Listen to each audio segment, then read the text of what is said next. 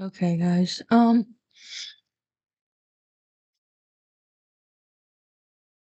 We're gonna be doing body cams and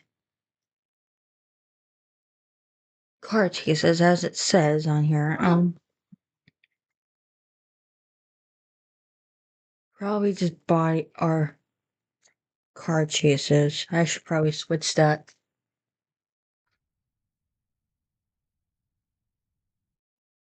I should probably switch that. I'll switch that on my title when I edit it. Damn it.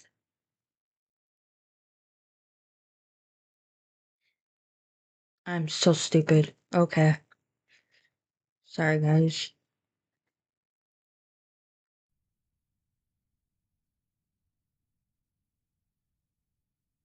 Oh boy.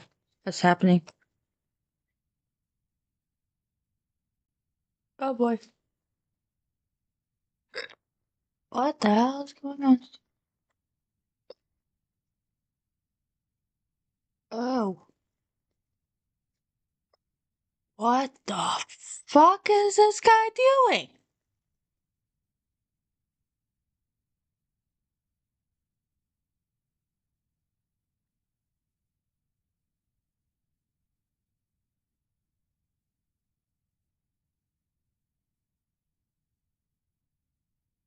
Oh my god.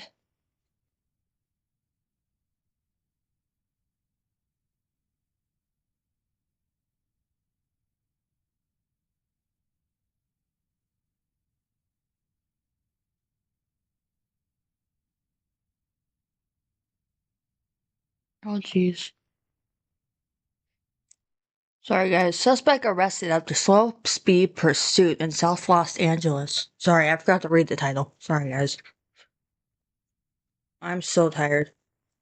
I've been up since fucking 6 o'clock, so.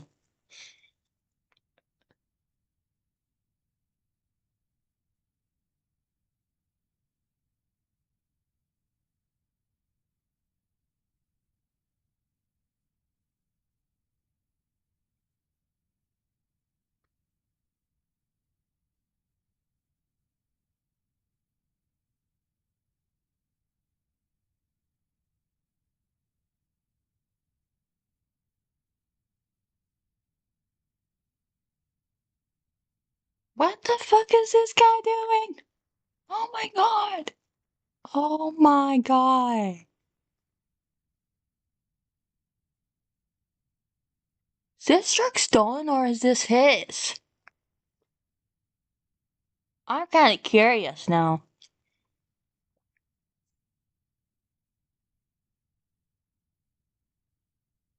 Oh my god.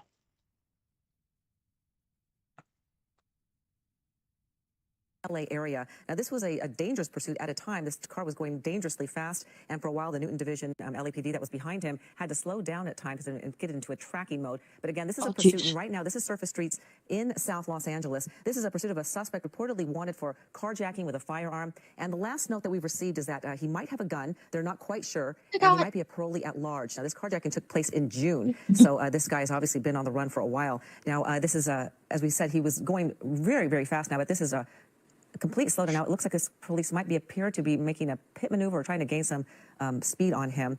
We've seen this Ford Ram truck drive through surface streets. At one time, he even stopped at an intersection, and we saw him talking to people on the street. Very strange behavior. Even saw him high-five or fist bump another man through his truck window. He might know people in this area. We're not sure why he's sticking to this particular area. And in just the last few minutes, we've seen him just continuing to slow down at times, appearing Oh my fucking god. apprehensive, perhaps debating what his next move should be. But time and time again, he has decided to carry on and keep these officers in pursuit. Now, this is where it gets dangerous at these intersections because at times he just runs the stop sign and continues on. He is driving relatively slow, thankfully, because earlier on, here we go, this looks like he might be attempting a pit maneuver soon on this guy. Difficult, though, because this Ford, I believe it's a Ford Ram truck. This is the westbound 92nd in South Los Angeles. But it seems like that would be a challenge because even though that CHP or the see that I forget what kind of car that is that the officers use, but that Ford Ram truck that the suspect is driving is certainly a heavy, I don't know, half-ton truck of some sort. I will have to have Dave Coons on that one, but it seems like it'd be a tricky maneuver. But they haven't been able to do any spike strips as of yet. that would certainly slow him down. This is following just another pursuit that we covered about a half hour ago. That fortunately that one did come to a close in Chatsworth or near the Northridge Mall. And here we go. Now he's on northbound Central Avenue, and maybe he knows this is his last hurrah. He is a parolee at large. Perhaps that is why he's continuing on this pursuit. We don't know the details of what he's wanted for, but we do hear that it is a carjacking that took place with a firearm back in June. So I think these officers really want to get this guy and stop him before he causes some more issues. There we go. Successful pit maneuver, but he's continuing on. Like we said, that's got to be a challenge with a truck that size. But obviously, they don't want him to get away. They don't want him to cause more issues. And this is kind of always scary when they start to speed up in these surface streets, especially around this time of day when kids are getting out of school. It's always kind of cringeworthy to watch them plow through these streets. This is eastbound 84th Place, and there you see a car almost just... Now he's turned onto Hoover, and this is a very narrow street, as you can see. Pedestrians have to be walking around there. It's a very dangerous situation. It's difficult to stop them, I think, on these these smaller, narrower streets. Here he comes coming to a stop, trying to figure out where he's going next. And sometimes you have to wonder their state of mind. Oh, there's a spike strip, and he was able to go around it. Oh my God. Hopefully, Shit, down man. the road, there'll be more opportunities to do that spike strip, because that would certainly bring that truck to a stop. Officer right there on the side of the road. Oh, no. And he's just trying to get around there using the median, just kind of in and out of traffic, not He's even trapped. in the lanes. And, Is he going to be kind of trapped? a wide truck to get through those narrow spaces, but Shit, he's managed so man. far. As of now, we don't think he has hit any other cars. But again, this is not the best situation to be on these surface streets. Let's see if I can find any more information. Okay, bear with me. Okay, we have a Bruce Thomas. He's a retired LA County Sheriff officer. And Sheriff, are you there? Yeah, I am. Go ahead, Ellen. Hi, Bruce. Thank you so much for joining us. It's tough sometimes because we have very little information out here. We're just watching this pursuit. What can you tell us, and what's your opinion on this pursuit? I just picked it up. My understanding is it's a carjacking suspect, but he's possibly what we call a PAL, parolee at large. And also there may be an assault with a deadly weapon on a police officer also in this. So when you have a situation like this, obviously he's dangerous. He's, he's desperate to get away. Does that change the tactics on this type of pursuit? Well, there's a couple of things that are involved in the pursuit. One, if he is a parolee at large, he doesn't want to go back to prison or the county jail. The other issue is, too, if you have an assault with a deadly weapon on a police officer, that elevates and ramps up the mindset of the police officers on this because they want to take him into custody, and obviously this guy doesn't want to go into custody. Yeah, and earlier we were commenting that he was going really fast, and for a while they had to sort of sit back and make it a tracking mode as opposed to a pursuit. How do you decide when you're on surface streets how closely to follow a guy and perhaps make him more desperate? Well, there are certain factors involved in a pursuit. Oh my Speed, God. traffic conditions, direction of travel, how many people are in the vehicle, what what the is the vehicle, fuck and the is he people wanted doing? for. Those are all factors. And obviously with traffic conditions, if he's going 70 or 80 miles an hour on a residential street, we're going to back off, meaning the police are going to back off, go into that tracking mode because it's just so unsafe. Right, and he does appear to be doing circles. Like he just backtracked to where he was before. We saw him earlier, kind of high-fiving somebody on the street. He doesn't know what the fuck he's doing. These pursuit suspects trying often to get go away. to something familiar because they perhaps can find a place to hide out or turn into an alleyway of some sort. That's correct. They usually, when we've seen recently, a lot of them, where they go into an area they're familiar with, meaning they're going to an area where there are friendlies. They can jump into an apartment building, like you said, and maybe someone will give them refuge. They also know the areas before they can bail out, or they may just be trying to contact loved ones and talk to them on the phone or something before they do initially have to surrender at the terminus of the pursuit. Yeah, we just saw an interesting thing. He kind of stopped alongside a car that was going the opposite direction, seemed to talk for a half second and go on. So maybe he does know people in the neighborhood that he's trying to get in touch with. So in this, we saw him try to do a pit maneuver on a surface street. Is that common? Pit maneuvers are governed by the street. I mean, obviously a less crowded street where a pit maneuver is easy because it's wider, because you do have to hit the suspect vehicle a certain way to the rear of the vehicle to spin it out of control, and the vehicle doing the pit maneuver has to speed up to really spin the suspect vehicle. So on a crowded street like this with a lot of cars, maybe some people, not really apropos. Well, here's a bit of good news. We understand that he did hit a spike strip. So when they're waiting for their tires to simply deflate, do they just sort of lay low and wait for that to happen? Because he can't go on forever with the rims. That's correct. The spike strip has little, they're basically metal straws that what they do is they embed themselves in the tire and they let air out very slowly. One, so that the vehicle is not, it will come to a rest without any kind of danger aspect. In this case, the police are just sit back, wait for the tires to deflate, it goes on the rims, hopefully disables the vehicle, then they can conduct their felony traffic stop and take the suspect into custody. Oh, good. It must be challenging for this type of huge truck to try to do pit maneuvers and try to get him to stop. That's the other thing, too. You're correct on that. Depending on the type of vehicle and the size of the vehicle, pit maneuvers may not be apropos. Yeah, well, hopefully the spike strip. It looks like to me that back tire is acting a little wonky, so perhaps he's slowing down because... I'm going to check something. What?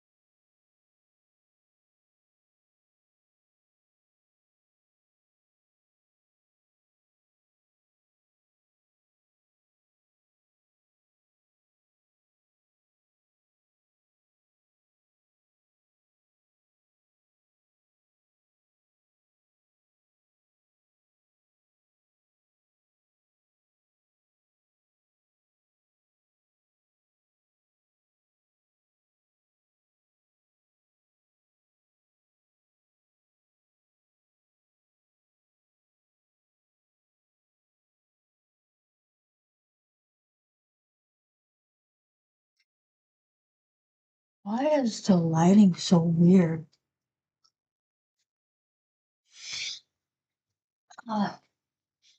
It's like weird. Why is it like green? That is super weird.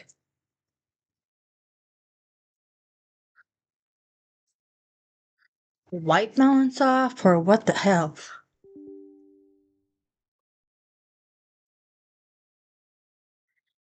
Okay.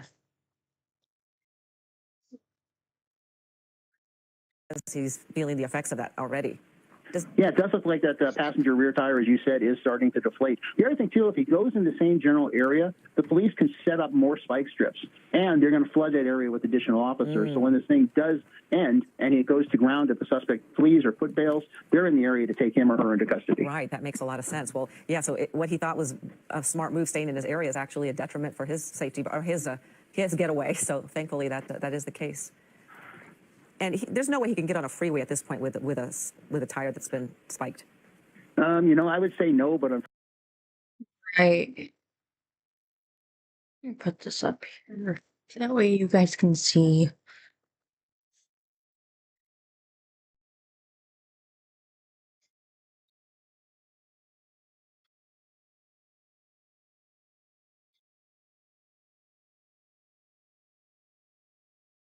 unfortunately, we have seen suspects with vehicles that have been spike stripped do some crazy things. Isn't that crazy? Well, now you're a retired officer now? Retired sheriff sergeant, yes, ma'am. Okay, and are you surprised the number of pursuits, or has it always been this many pursuits?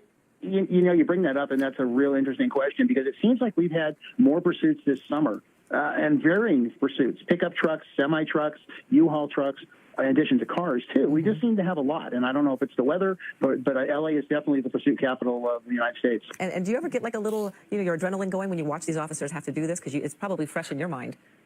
Why no more am I adrenaline. yellow? When I retired, all the adrenaline and all the stress went totally out of my life. Oh, good for you. I have Colleen Sullivan join. Jesus. Stop. Oh my God. Why am I fucking yellow? Jesus Christ, bro.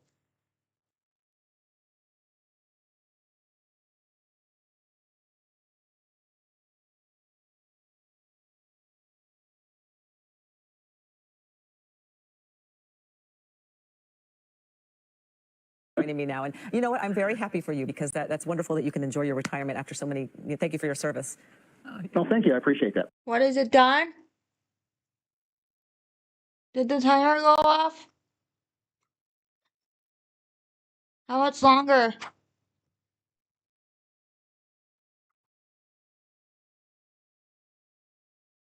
Right.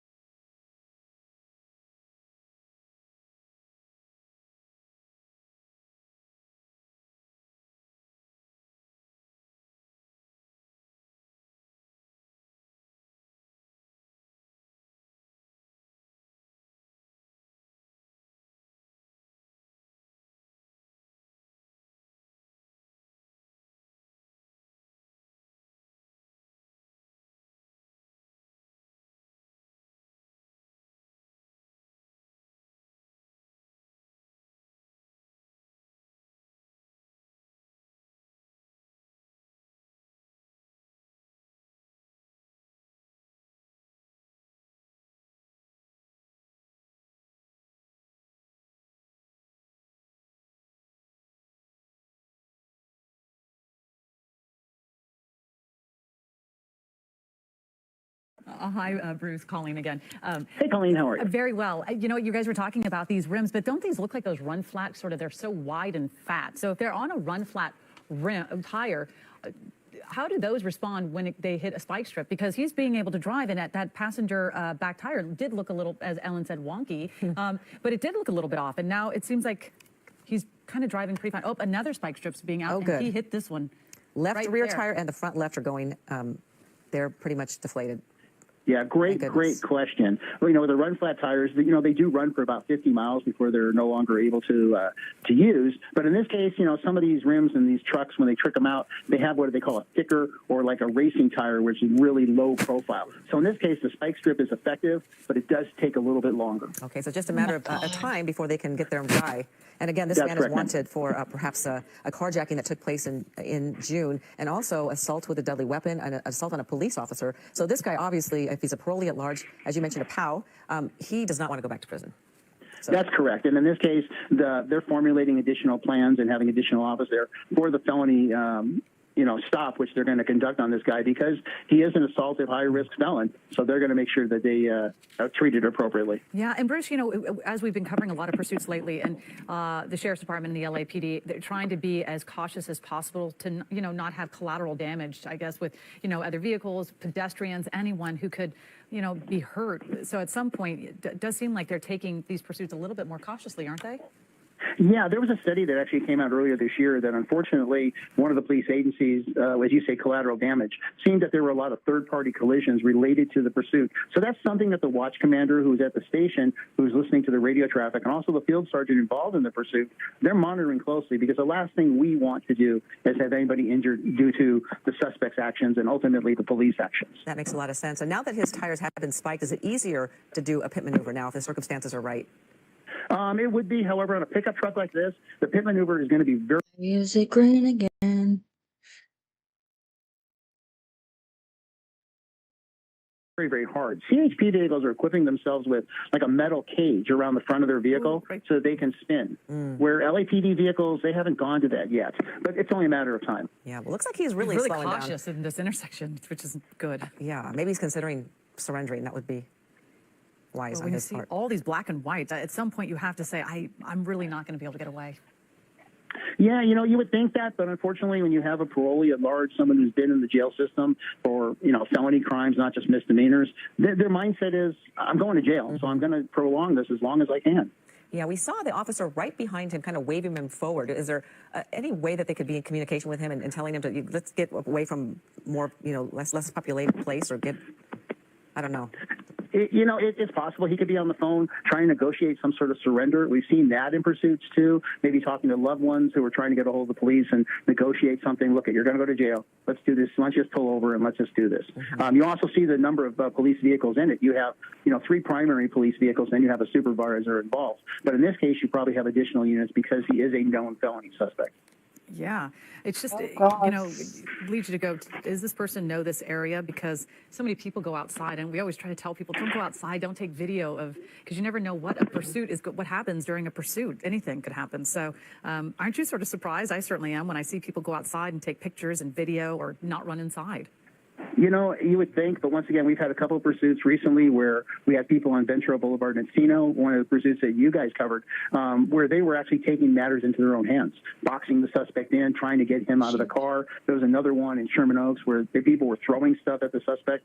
So people do some crazy things. Yeah. When we saw this particular suspect about, 10 minutes ago, stop at an intersection, and a guy came up to his car, and he was kind of doing the fist pump with him. And yeah, look at that guy right there. Yeah, it's like maybe he... Oh, my God. Okay, he's turning around toward the officers now. U-turn. Jesus. He's not going very fast. Well, you see 20 miles. Well, we always say they're not going very fast, and then they pick up speed. So, you just never know what is going through the mind, because it just totally goes against common sense that the person thinks they're going to be able to be let go. Exactly. Yeah, and we've seen pursuits where they pulled into big, parking structures in downtown LA. They don't get away. So I don't know why they think this is going to be any different. Exactly. Maybe each person thinks, okay, I'm going to be the one that does it. But with flat tires and on surface streets with a bunch of black and whites behind him, it doesn't look promising for him. But he does pull over and talk to people. So, this probably, or it looks like this is an area he's very, very familiar with. God, and they know these people. Yellow? Yeah, maybe he's saying his last goodbyes because he knows he's going back to jail, perhaps. Yeah, there is a mandatory jail sentence for pursuits. Oh, that's good to know, because I feel like if people realized if you keep having officers pursue you, there's an extra added so many years onto your sentence. It may be wise to just... I know, exactly. Right. There is a mandatory sentence, and then obviously all these other things that he's doing, they're keeping very good track of them. The police or the sheriff's headquarters units, they have video units that are taping this, tape the news, tape things, and detectives will ultimately get that tape and look at it and make additional charges. Yeah, I'm just glad that he's not going too fast, because these surface streets are what makes it so dangerous for the public if they're just happen to be walking across the street. And, so at least he's staying at a slow speed. Maybe that's because of his tires, or he was going slower before. So who knows? Maybe he's just doing a little last parade. Yeah. Well, and you don't know if he's armed as well. So that's the whole thing, because he could possibly be armed. So that is it's scary, and you can't really see inside the cab to see what... But he looked, when we do see Jesus Christ, why? It looks like he was about to the come to a white stop. balance He's done this several times. He off. kind of hesitates, he stops, and then he decides against it. But Well, that's like when the terminus of the pursuit happens, when he finally pulls over or the spike strips have taken their effect. The LAPD in this case will do a felony traffic stop, and they will have their guns out because you are dealing with a dangerous felon, a carjacking suspect, assault with a deadly weapon suspect on the police, in addition to the stolen vehicle. So there's some serious felony charges there, which he's definitely going to be wanted for. It also looks like the pickup truck is rocking, so I think the tires are deflating very quickly now. yeah, it does, and it makes you think. Those officers, struggling. unlike yourself, put your lives on the line to get this guy, and it's too bad. Well, that's... Oops. Oh, God.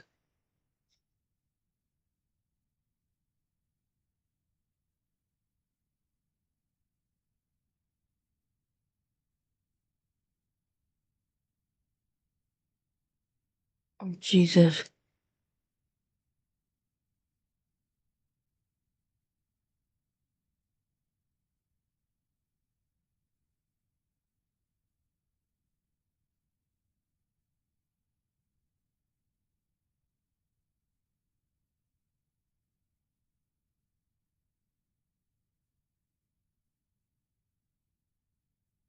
What is he trying to do? Is he scared? Trying to just get away? What the hell is going on? Lost some tires, it looks like.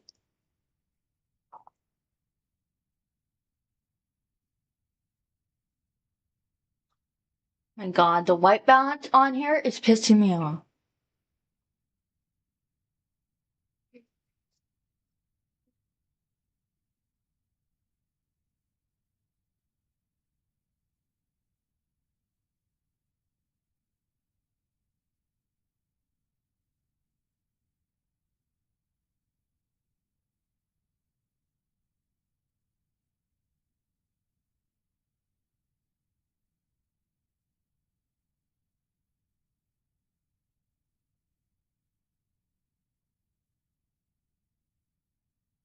Oh my God, he does not give a fuck anymore.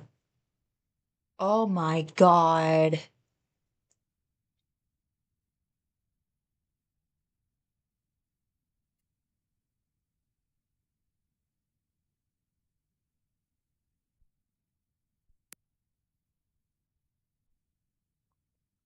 Does it just scroll? Okay.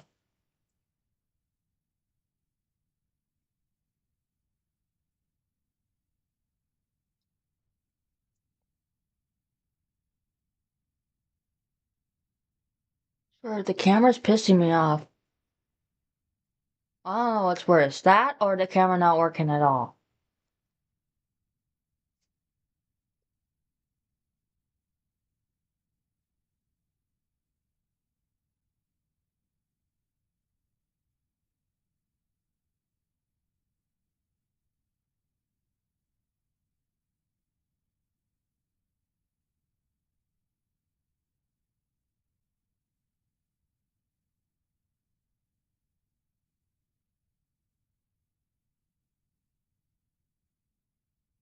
Oh my God.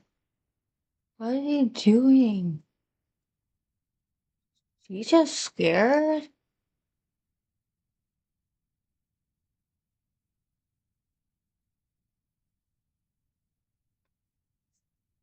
Bro.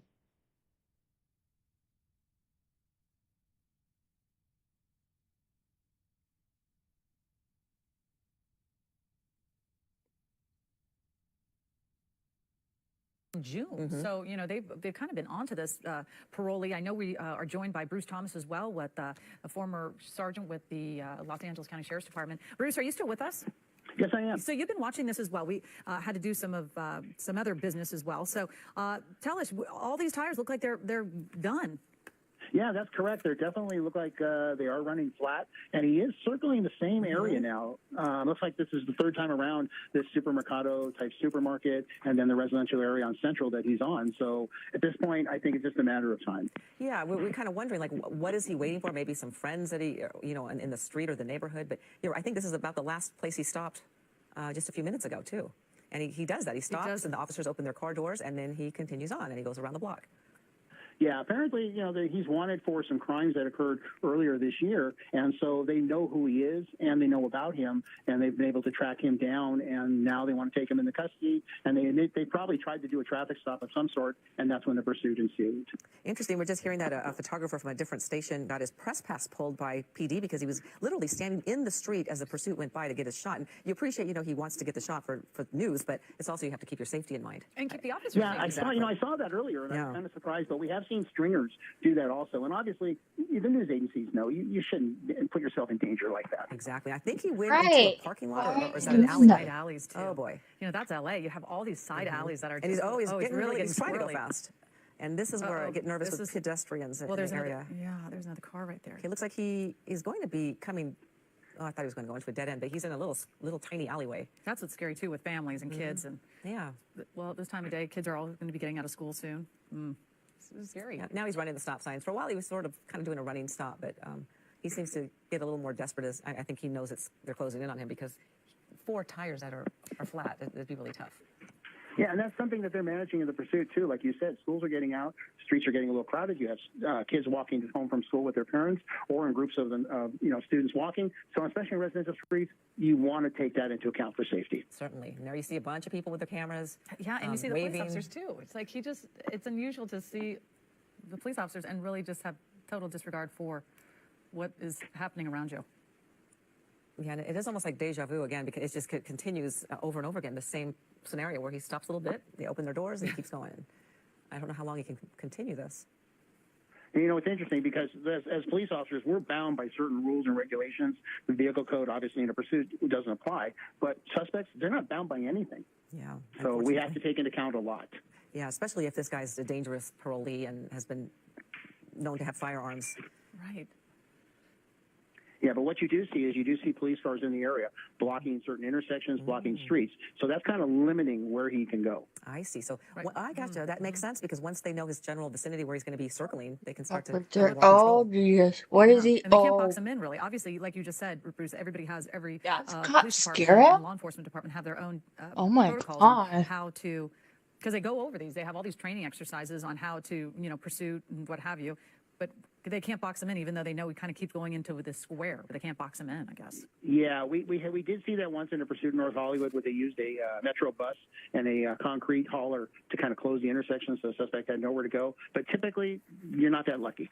Yeah, exactly. Plus, if they're armed, you just don't know. You don't want to put an officer or anyone in harm's way if you. You're 100% correct on that. I mean, we never want to put anybody in harm's way, even, unfortunately, even the suspect, believe it or not. Right, and you see him kind of try to speed up and then realize nope, it's not going to work. But Those run flat tires, boy. I mean, if there's a commercial for those, this is it. Where you've been spiked, stripped a few times. Your car keeps going. That's a heavy you still car. have. It's still not down to the rims yet, which usually we start seeing the tire peel off and sparks and everything. But incredible. And you see those kids with their phones taking pictures, and hopefully that's a sign of what not to do, and don't think of him as a celebrity or a hero or something, because it's pretty sad to see these kids have to endure this in the neighborhood and in any neighborhood. Just Yeah, they should just be playing and having a good time. Yeah. When you see something like this, obviously it's very exciting when you see all these police cars and the helicopters overhead too. Well, see, that's the other thing, too. The helicopter brings people out of the house. What's going on? I mean, I'm curious when it flies over my house. I'm like, why is it making circles? What's going on? Exactly. And so people come out of their house and they want to videotape because this is a life event for them in their neighborhood. You're right about that. I think that is your natural instinct. It's when true. You see I go go outside. outside and I look out the windows. And, I go outside. I think he's on Central Avenue right now, so he seems to be circling again. Is He's all on his 88th, tires gone? Avenue, 88th Street. I'm not sure. But it's He's just on his fucking rims? What the his hell? normal little grid, because he keeps getting back on Yep. South Central Avenue. And Oh my God. just gonna sit here and watch him and see. Hope that he just gives up. At some point, this is wasting so many officers' time and The money. time and resources. Right. Going to this where he's not going to get away. Well, that, and that's a very good point that we don't talk about is look at the drain on the resources in the area, in the Firestone, Florence, Graham area right now. You've got probably maybe 12 units that have flooded the area, not counting maybe the sheriffs are also on the peripheral. And so these are all units that are not handling calls for service or not actively being proactive patrolling streets or neighborhoods. Yeah, it is a shame. Absolutely right. And he just about 15 miles an hour. Is that what that says? Not even 15 miles an hour. What a contrast from earlier on. When this pursuit began, he was going at such high speeds that the officers were forced to just kind of back off and do a kind of a tracking mode because they were really worried about the safety of people on the streets. And what a contrast. Well, it almost seems like it's a game now with him. He's slowing down, almost stopping, speeding up a little bit. It seems like it's like a game with him. Yeah, I bet. It does look like that. I mean, at some point, you're going to run out of gas, even if your tires. It's not like this is a fuel efficient vehicle. Look at all those people on the all corner. the people on their phones. On the corner. There's going to be plenty of video of this, no doubt. Yeah. Yeah, I mean, he's just toying with the officers now, and that gets a whole different mindset of the officers, too, because they're obviously getting frustrated. And that's when their training kicks in. That's when the supervisor on the radio saying, guys, I know this is frustrating for you. Let's stay the course. Let's do what we're trained to do. Interesting, because, if we're getting frustrated watching it, I can't imagine how those officers must feel. Yeah. Yeah, especially a slow-speed pursuit, too, because it's just been going on, and we're going around the same block again and again and again. Absolutely. And Bruce, do they ever change? We keep seeing the same, car right behind that suspect. Do they ever change out crews like the CHP does? If they have been on this for too long, and they probably are getting a little bit tested with this situation, do they ever just swap them in and out? Great question. CHP is very well versed in that because they go through different areas where different CHP geographical offices are. So they do swap that out. For LAPD, typically they have the primary unit in the pursuit, then they have a secondary unit followed by a supervisor and then an additional car to help with the felony stop. But they won't really change them out. What LAPD does have going for them is there's two officers in the car. So the driver and the bookman or the passenger officer, they're constantly talking to each other, keeping themselves calm. That's good. And we saw him just do a U-turn and turn down the same street and seeming to want to slow down and stop again. But we've seen this a million times, so it's sort of like It'd be interesting to hear the radio, the conversations between the officers in the radio saying, okay, he's pulling over. Okay, no, he's not. Okay, Exactly. keep going. Okay, everyone slow down. Okay, Right. you know, well, they close this intersection. I'm sure everyone has to be irritated when you're driving. Exactly. The officer's running there. They see an officer right there to the right and then one to the left, and he's pretty much boxed in here. Hopefully. Yeah, going back to your earlier question, too, the first police vehicle is not calling the pursuit, whereas they're focused on driving and following. The second vehicle, or maybe even the third vehicle, is calling the pursuit. And also the helicopter is very important in this because they're giving the officers real-time traffic conditions and directions of travel and what's up ahead. So it's a great coordinated effort. And is that how they know to block certain streets off and ahead of time or lay a spike strip just from the helicopter? Yeah.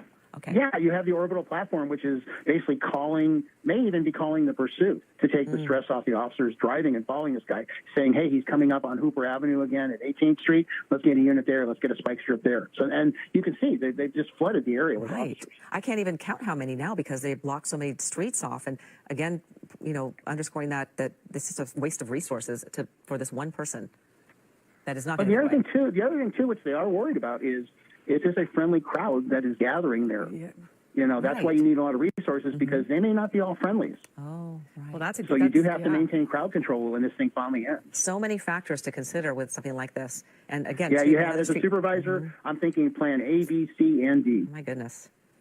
Well, it's a tough situation. I mean, all the way trying to send out a tweet for people who are in this area. Of course, you can't seem to. And after seeing this, Bruce, that well-deserved retirement. The stress that you officers endure, and sheriffs and LAPD, it's such a stressful job, and this is sort of highlighting that. Well, it's funny you bring that up, but there was actually a study. For every year you retire after the age of 55, you add 2 years to your life expectancy. Oh my goodness! Wow. That's crazy. So I was fortunate. At age 55 and a half, I retired. Oh, good for you. Good for for you. you. I feel happy being that my dad is a retired police officer. That's correct. Yes, we talked about that. Makes me feel very good. He's actively busy and far less stressed. So it's always good to see people being able to retire, especially when they have these kind of stressful jobs. Now he seems to be going a different street, covered with trees. Maybe he's thinking he can hide. Oh my God. He went off his little route for a little bit. Dude, what they're also what planning the for hell? is when he goes to ground or a foot bail, possibly a foot bail. So that's why you see so many officers in the area, because they're going to set up a containment very, very quickly on this guy, and he's going to get caught. Right, exactly. And if he's smart, he will just quietly surrender, and sooner rather than later. Well, that'd be the smart thing to do, but... But not necessarily as everyone. We already witnessed that he might it's not not be the necessarily smartest this Right. Yeah, I don't think he's a rocket scientist. Yeah. But, and I still don't know what's in the back of that truck or what type of truck that is, or if it looks like a company truck or something. But we don't know if that's a stolen truck, or we haven't heard any information on that. Yeah, it looks like he's just wanted for prior crimes, the carjacking, the ADW on the police officer, whether this is his personal truck or it's stolen. I haven't heard anything on that. But he definitely knows the people in this area because they're coming up to him. Which we see a lot happen. So to let you know that this person probably lives in this area, probably trying to find a friendly face that they really can maybe figure out how to keep eluding police, which at this point it seems like it's going to be very tough. Yeah. And as people, if traffic picks up because kids are picked up at school, people are out. It's about 2:30, 3 o'clock when kids get out, isn't it? Yeah, absolutely. So, and a lot of parents trying to get to their kids, which is just as stressful for the parents who are being stuck in traffic, the kids waiting. I'm amazed how many people are just able to stand on the street and watch this guy drive by, and it picks up every time he goes around the block. Yeah, it's as if everybody knows the loop, and but this is just going so slow, which is good because we don't really like the fast ones when everyone's lives are in danger. But this also is just pull over at some point. Yeah, and it looks like he might be actually stopping. Oh, no, Ellen, she did it you shouldn't again. have said it. I jinxed it. You did jinx it. Darn it. But I mean, really, people have to get onto their daily routine, and this is really impacting their schedule. And I'm sure for the schools, all the local schools that are in this area, they're going to sort of keep in kids. Those teachers have to stay later. It impacts a lot of people. And that's a very good point you just brought up. Because if there are schools in the area, they might have gone into a lockdown mode because of this. Yeah, Which means nobody's picking up their kids. You have a lot of parents that are impacted now because ultimately, if he stops by a school, they have to. You see a crossing guard there. They have to lock the schools down for safety. Yeah, and it's very nerve-wracking when he knows he's a parolee and could be armed. That's a scary situation because he's obviously desperate to get away. So his actions, could be desperate. Yeah, but he's definitely in the same area. There's that El Supermarket again. Now he's just going the other way. He was going, I think it's east. Now he's going west. So it looks like, this is going to come to a close very quickly. Yeah, I hope you're right. We do. At some, it's going to have to come to a close because he is going to run out of gas. But yeah, and the tires will deflate. Right. Yeah. We were talking, Bruce, about, you've seen it earlier, but we saw one pursuit and go all the way down to San Diego County on rims, and it was sparking. It looked like it was at night, and looked like fireworks were going off. But he kept going. Keeps going. Yeah. Yeah, depending on the vehicle and the make, some of these vehicles will run on rims with sparks flying. In this case, these are definitely some low-profile tires, and it seems like he's able to drive on them. Goodness. Yeah, and it's such a cat and mouse game with the police too, because he knows that he feels secure enough that they're not going to use any sort of.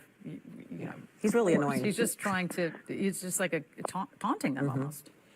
Yeah, exactly. I mean, we did see a pursuit, I think it was about a year and a half ago, where San Bernardino sheriffs actually fired from the helicopter platform into the vehicle. Yeah, and the pursuit ended very, very quickly. Yeah. It's not something I think that has ever been done before, and they kind of set the precedent, and we haven't seen it since. But it was very interesting when that was done. Is that a tactic? That's interesting. It's hard to say. Yeah, that's not done very often, is it?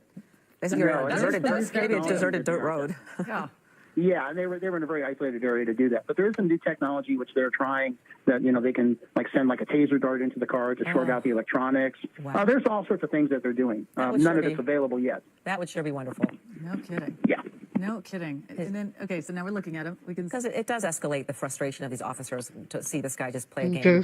Just turn. Yeah. I mean, we just keep going back and forth on South Central Avenue. I guess at East 88th Street. Yep, he's been on the street about the whole time. It feels 10 times. Yeah. Oh yeah. It's like, I wonder where he's trying to go. Is there somebody on the street where one of the family members and they're not home? You just have no idea what's going through this mind. Is he talking to the crowds? I can't quite make that out. He hasn't made any hand signals. Sometimes they're waving at people and stuff, but he hasn't done that except for that one time where he kind of high-fived somebody on the street. Yeah, it also looks like he may have taken off his shirt and went into some sort of tank top or what they call a wife beater T-shirt. Because it looks like he had a black shirt on now. It looks like it's a white shirt. Yeah, like white tank top. Yeah, exactly. That's what I saw, the tank top. But it's probably hot, too. I'm sure. But maybe he is trying to conceal his identity if he were to run out fleet from the vehicle. Yeah. Who knows? I mean, we're talking generalities. Yeah, we're talking to someone who's desperate, too. And if he thinks he's going to get away by taking his shirt off. I know. Yeah. But I guess at this point, he has nothing to lose. No, and he's doing the same maneuvers over and over again. So, like you talked about, the frustration of the officers is pretty high on this. Yeah, because obviously they have better things to do. They would like to get on with their job, and for this to happen, it's frustrating. Look at this wheel right there, by the way. No question about it. Oh, now it's the wheel is burning. Something's going on with that back right tire. Good. Because I don't think you can get traction. It's like when you're on snow, you can't get. Yeah, maybe this will finally put an end to this. Yeah, hopefully, yes. Well, Bruce, we certainly appreciate your input here. And here you are retired and you're having to talk about a pursuit with us, but we really appreciate it because you have the insight and the the knowledge that keeps us makes it more interesting as well, because we don't know the inner workings of how a pursuit takes place. Absolutely. And I appreciate you. I appreciate you guys having me on. Oh, I really do. Thank you. And Bruce, 1 second. We're going to go to Scott Reif. Scott Reif is joining us as well in Air 7 HD to talk about his vantage point. Scott, have you been seeing this? This driver keeps stopping and going. Yeah, it seems to be a pattern. I mean, you mentioned that. I'm playing a little bit of catch-up. It's on Central right at Manchester at the interchange right now. What we do have going on here is that LAPD is sending in a couple of armored vehicles. The SWAT team is going to send them down. And at least with a pursuit like this, the individual is pretty predictable. I mean, it's not traveling through a lot of areas. They can sort of shut down a couple of streets and try and block them in. But that's going to be the moment of truth when that happens, if this suspect is armed, and depending on how desperate he might be. But we are seeing the same type of activity. Now, I haven't seen much of this pursuit. We just got overhead. Have you seen the door open up like this? Has he done this at other times where it appears he's getting out? Scott, this is he's the first finally time. getting out. But Ellen, or not. I jinxed it again. I'm sorry. Yeah, he hadn't opened his door. Sure if you mentioned that for me, don't say it again or not. But that's the first I'd seen that. But once again, I just actually played a little catch-up here because I just got on the pursuit. We haven't seen him come open the door so fully, Scott, with his hands up and then kind of Oh, go. That's the first time. Dude, just so fucking bizarre behavior, at least not traveling at a high rate of speed. I know you've mentioned that. We looked at those tires. Now, those are big rims. The tires have got to be right about down onto just what's left of the rubber, since we know they're not inflated. Those look like 24-inch rims. If he travels at a higher rate of speed, that's going to be a problem. They'll just come apart, and I won't be able to continue. But at this rate of speed, probably continue on for some time. We'll open up a little bit. We're on Manchester headed eastbound, and it looks like this round in circles. Here we go, now turning southbound. But we did hear the armored vehicles are en route, 2 of them. And, boy, they really want to get this over with. It's impacting traffic, as you mentioned. It is turning out to take so many resources from the LAPD that could be doing other things at this point in time.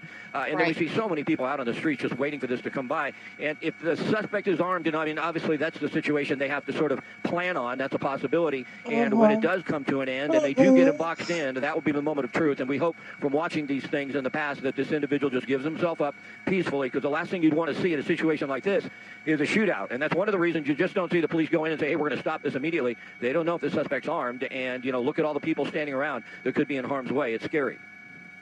Because you figure, you know, if there is some sort of shooting of any kind, we've seen people on every single block just standing out there watching. So the officers have to take that into account as well. But, you know, at least he did try to stop at one time and open the door for the very first time. So maybe he's getting closer to surrendering. Yeah, we certainly would hope so. We certainly would hope so. And, Jay, if you can give me the streets here, you know, Jay helps me out so much on some of these locations where he's headed southbound away from Manchester at a slow rate of speed. And if he continues to do what he's done before, he's going to make a left turn, probably come back to the north, or make a right turn, come back up Central once again. You can see we're at 88th place, headed southbound. This has all taken place east of the 110 freeway so far, from what I've been aware of. And we saw some behavior a moment ago where he opened the door. We just hope that happens again. And now we see him just making gestures towards the people out on the streets. We haven't been able to identify exactly what's in the back of the truck. We're trying to get a little better look at that, but we do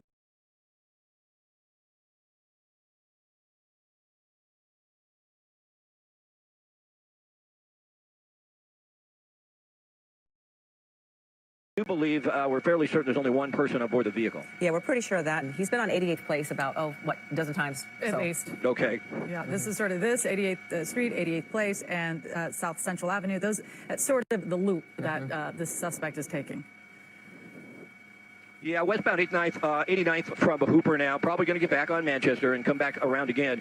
And, you know, we've seen a lot of these, and it seems like at this point in time, when it gets to this point, they usually end up peacefully. I know that's a stretch, but the ones I've seen, when the suspect is just basically in this behavior to get attention, that's what it seems like what it is at this point in time. Usually when it does end, they end somewhat peacefully. They don't end with a vehicle smashing into someone or someone getting hurt. Certainly that's not always the case, but that's what we've seen in the past. When the individual is just really looking for attention, it usually just finally ends with them running out of gas, or them finally getting tired of doing this, or police block them in. In this case, we think that's probably how it's going to end, because they're just using so much resources to follow this individual. And it looks like to me at this point he's really just going around in circles to try and get attention from the people on the streets.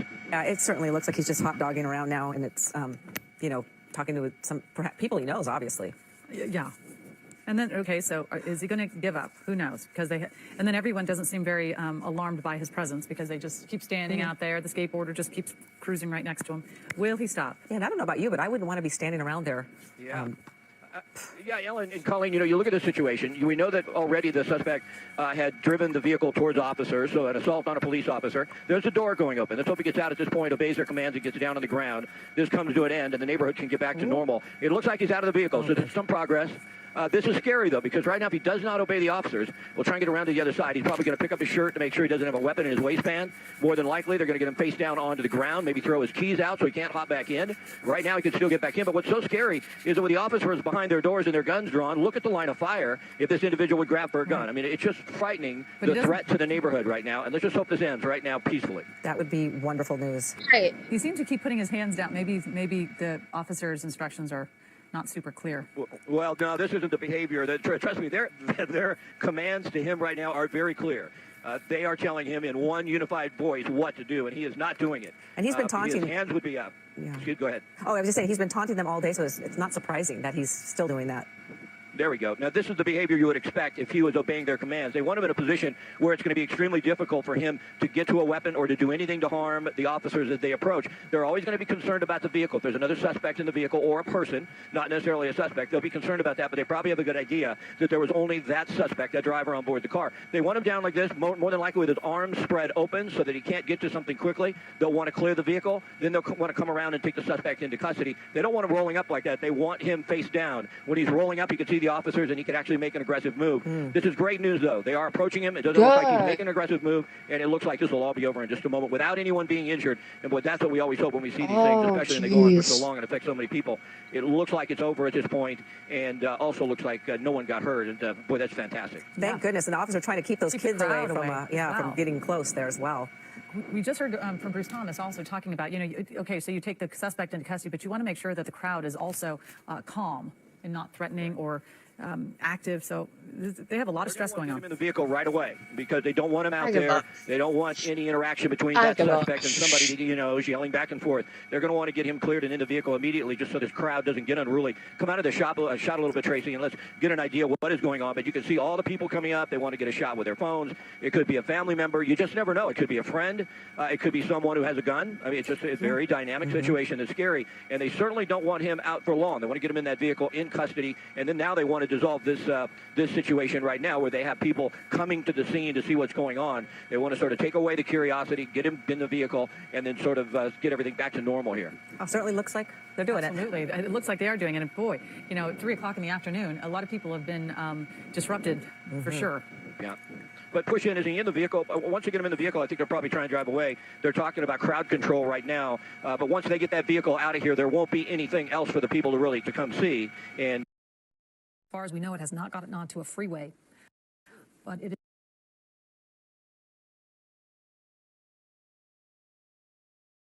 All right, that goes.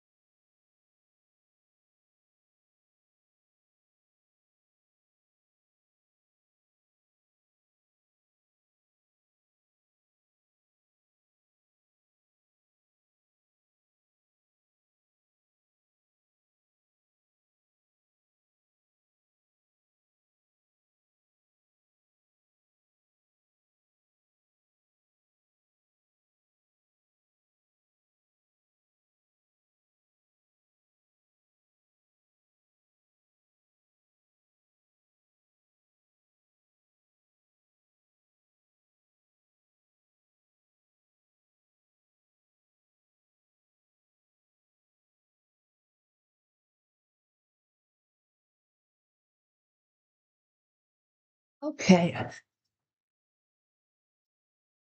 Today's suspect leads dangerous 3-hour pursuit in LA County.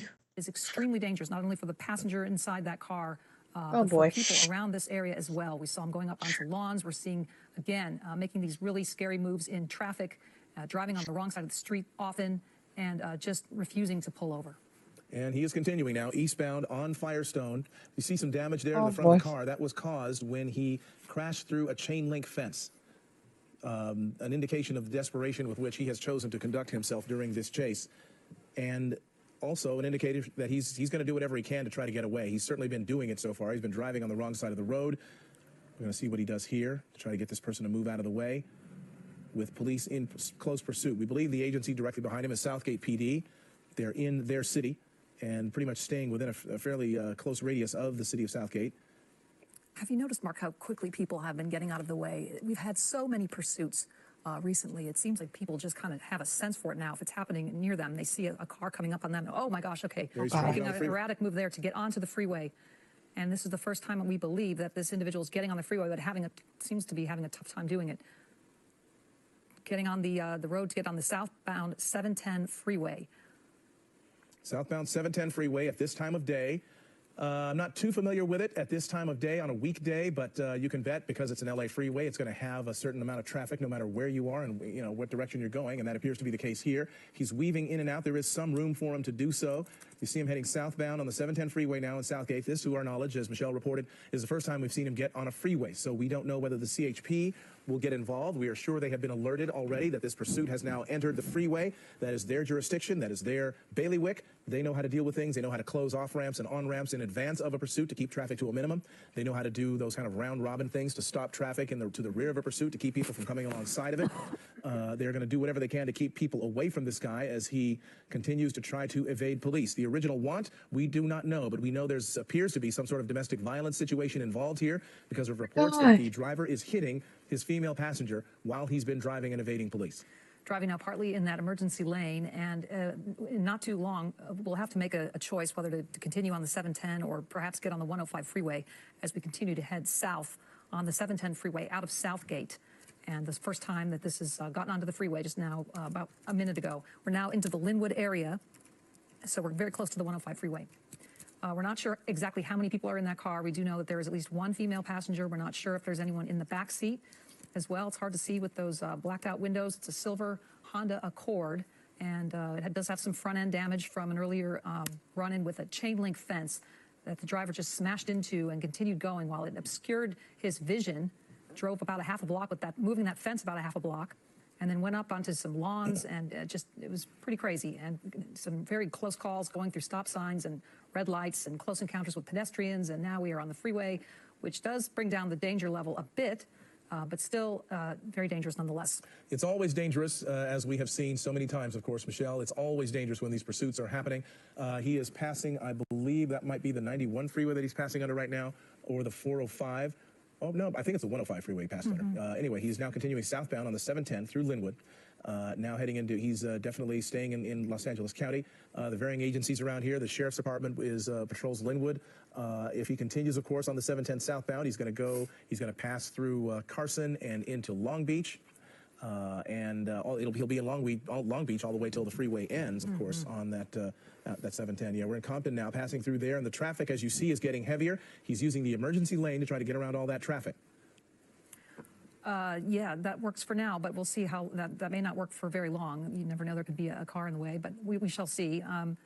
Coming up now on the 91 freeway, and we anticipate that this will continue on the 710, just given the fact that I'm not sure, well, actually, if you can get on the 405 or the 91 by staying in the far left of the freeway here, maybe you can.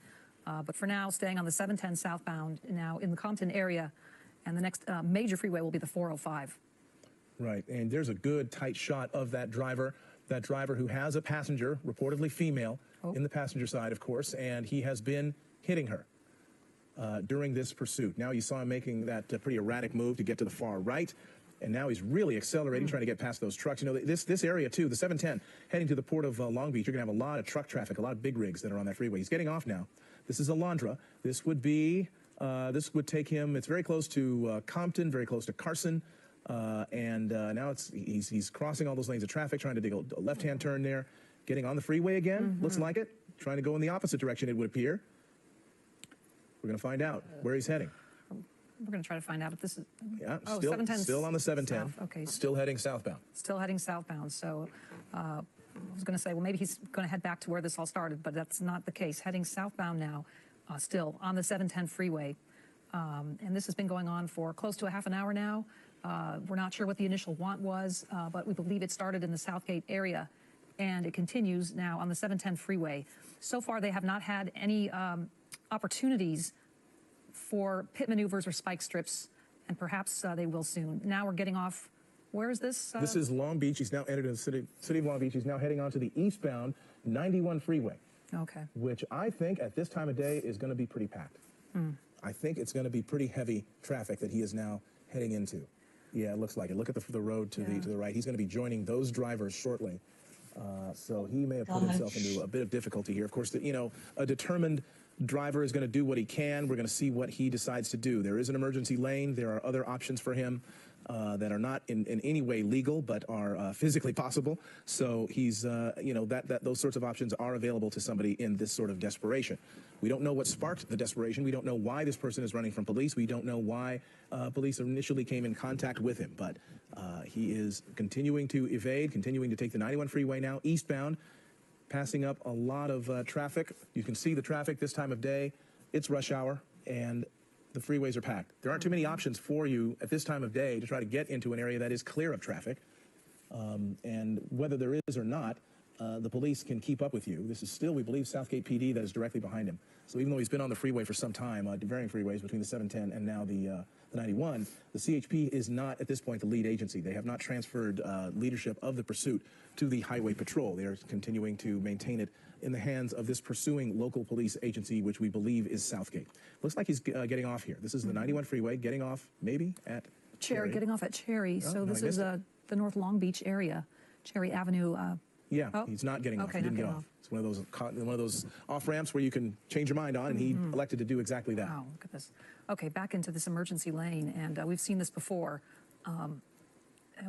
which is extremely dangerous. And we're getting word now that he is wanted for domestic violence, and the evidence against him is mounting, as we've heard reports that he was actually beating his passenger in the car while this pursuit was underway earlier. I'm not sure if that has continued on, but that was seen earlier by police. And we're not sure how this started, if there was a want out for him and they spotted the car or what, but we do know that the pursuit started in the Southgate area, and now it is in this area of Bellflower, Lakewood, on the 91 freeway.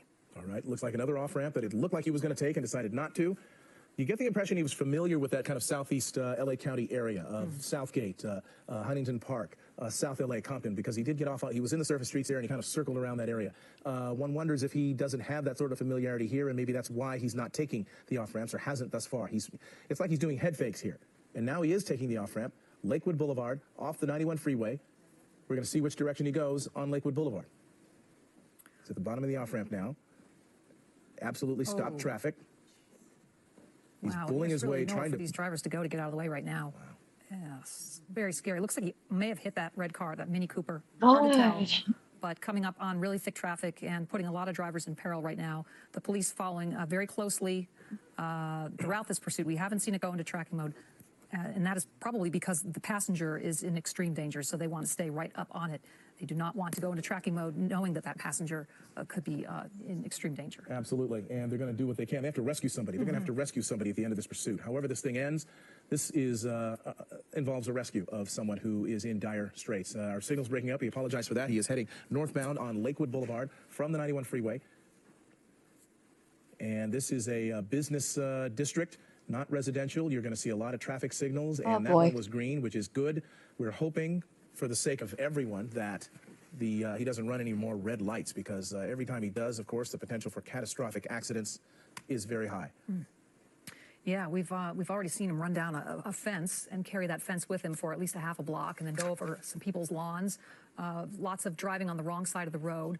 Lots of going through red lights and stop signs. Really just a complete disregard for the laws of the road. And continuing now on the surface streets, which, as we know, is very dangerous, much more so than being on the freeways, because you have the intersections that he's going through without slowing down or stopping. And, of course, the whole pedestrian thing comes into play, where people are up on the sidewalks or crossing the street and could be hit by this individual. Yeah, and the thing about it is he's going fast enough for somebody could be appearing out of nowhere, and there's just nothing he can do. He won't be able to stop. He won't be able to slow down. Might not even be able to swerve out of the way. Neither will they, when you're just minding your own business, not expecting something like this to come up on you, and then it suddenly does. Catastrophe can occur, and we've certainly seen that. We saw one last week where somebody in a minivan was broadsided, or an SUV was broadsided by a pursuit suspect. A woman was ended up being taken to the hospital in that case, and we're hoping that doesn't happen here. This is continuing. He's gonna drive till the gas runs out? What the hell? Okay, and very limited options as far as the police go, because it's on surface streets with traffic. So it's very hard to just suddenly put out a spike strip when the driver is making a lot of moves. It's hard to predict, track where this individual is heading.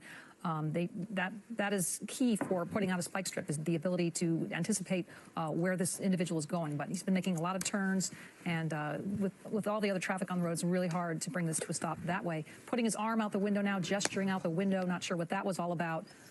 Eastbound Rosecrans now, still in the Lakewood area. And if he were to get back on the freeway now, I believe it would be the 105. But right now, it continues now on the surface streets as we approach the 6 o'clock hour. And I'm joined now by David Ono with Eyewitness News at 6. Hi, Michelle. And as we continue to cover this pursuit, a very dangerous pursuit at that, it's been reiterated that this is a potential domestic violence suspect, as this person once again runs another red light. Very dangerous driving by this person. Obviously, it's somebody who is extremely angry, extremely heightened. There are witnesses saying that they have been seeing him beat the woman that is sitting next to him. There is a passenger, it's a female passenger in that car. This potentially a domestic violence case right here. God. And when we pushed in from Air 7, when you had the opportunity to actually see inside that car, you could see the two people almost tangled with their arms. I don't know if he's holding her or she's holding him, and he seems to be extremely agitated, looking at her, looking back at the road, looking at her, back at the road. We've already noted the fact that he's driven on lawns, driven through chain link fences, very dangerous driving, and it does seem, though, that with his...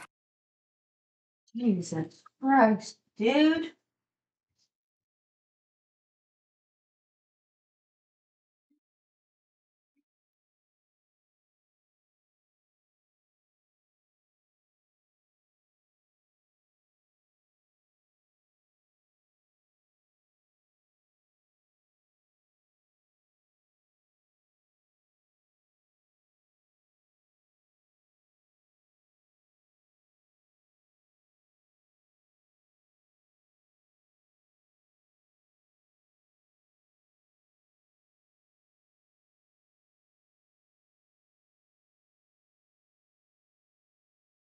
heightened sense of alert. Anything can happen at this point. He's in Bellflower now. We're being told he's going about 40 miles an hour on surface streets. He's running into occasional traffic there, and Southgate police are right behind him. We haven't seen, there's a little bit of signal breakup there, but bear with us. We'll get through that as he continues through Bellflower. Ellen Leva joins me right now, as well as we prepare for Eyewitness News at 6 o'clock, 5:59, going into the next half hour, Ellen, and this is one of those pursuits that you just don't know how it's going to happen. Yeah, very disturbing to watch, because we know that that woman already is in danger.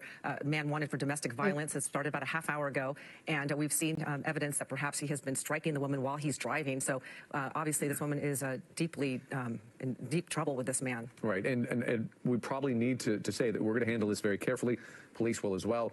We cover the news every day, and when it comes to these extremely violent acts, many of them do occur in situations that are domestic. Just this irate, this rage, this heightened sense, and they become very violent. Officers, obviously, they know that. They're going to try to handle this as best as they possibly can, and it would be great if they could somehow bring this to an end. But it is the afternoon. There's a tremendous amount of traffic out there. A pit maneuver, when they're around all that traffic, is out of the question. A spike strip, sometimes it's very difficult to get into a position to actually lay down a spike strip. So as they go into Norwalk from Bellflower, entering Norwalk now, officers are just content with kind of staying behind and watching for an opportunity and try to keep things as safe as possible. And you can see him weaving in and out of traffic. He's been going in the emergency lane. He's been going the wrong side of the road. And a very delicate operation for these officers, because they want to stop their man, but they also want to protect the woman that is riding in that car. And hopefully, you know, she's wearing a seatbelt. We don't know what the situation is, but they have to be very cautious to protect the woman's life. Right, and as there's been a lot of physical activity inside that car. We don't know if she's being hurt or not. Maybe they're just wrestling over, you know, the car. We just don't know. But there is a tremendous amount of concern. So there is a look at the suspect he's driving with. See how he was always looking over? They clearly are talking, maybe yelling, maybe arguing. See, constantly moving, looking at her, looking at the road, looking at her, looking at the road. There's his arm waving around, too, as he holds on to the steering wheel. So watching that activity inside the car gives us some indication that this suspect doesn't appear to be willing to calm down and pull over. He is angry, he's agitated, and with that woman in the car, it really complicates things. And right now we do have, we're joined by Bruce Thomas. He's a law enforcement expert, and thank you so much for joining us. Are you there, Bruce? Yes, I am. Go ahead. This is obviously a very different type of situation in a pursuit with this woman in the car with this domestic violence suspect. What's the best way to handle this, and what's your take on this? Well, it does present different challenges to law enforcement because you have a suspect and a victim in the car. So you have to take that into account when the pursuit at the terminus, at the end of the pursuit. What they're chasing is a felony domestic violence suspect who's agitated and angry. Right. And so, okay, there he goes. Continue to drive erratically, very fast. Keep in mind, Southgate police are staying nearby. He's northeast on San Antonio, which is there in Norwalk, really accelerating right now. I don't know if there was a light there or a stop sign or what, but he is flying through there. So, and he's in a Honda, looks like a Honda Accord.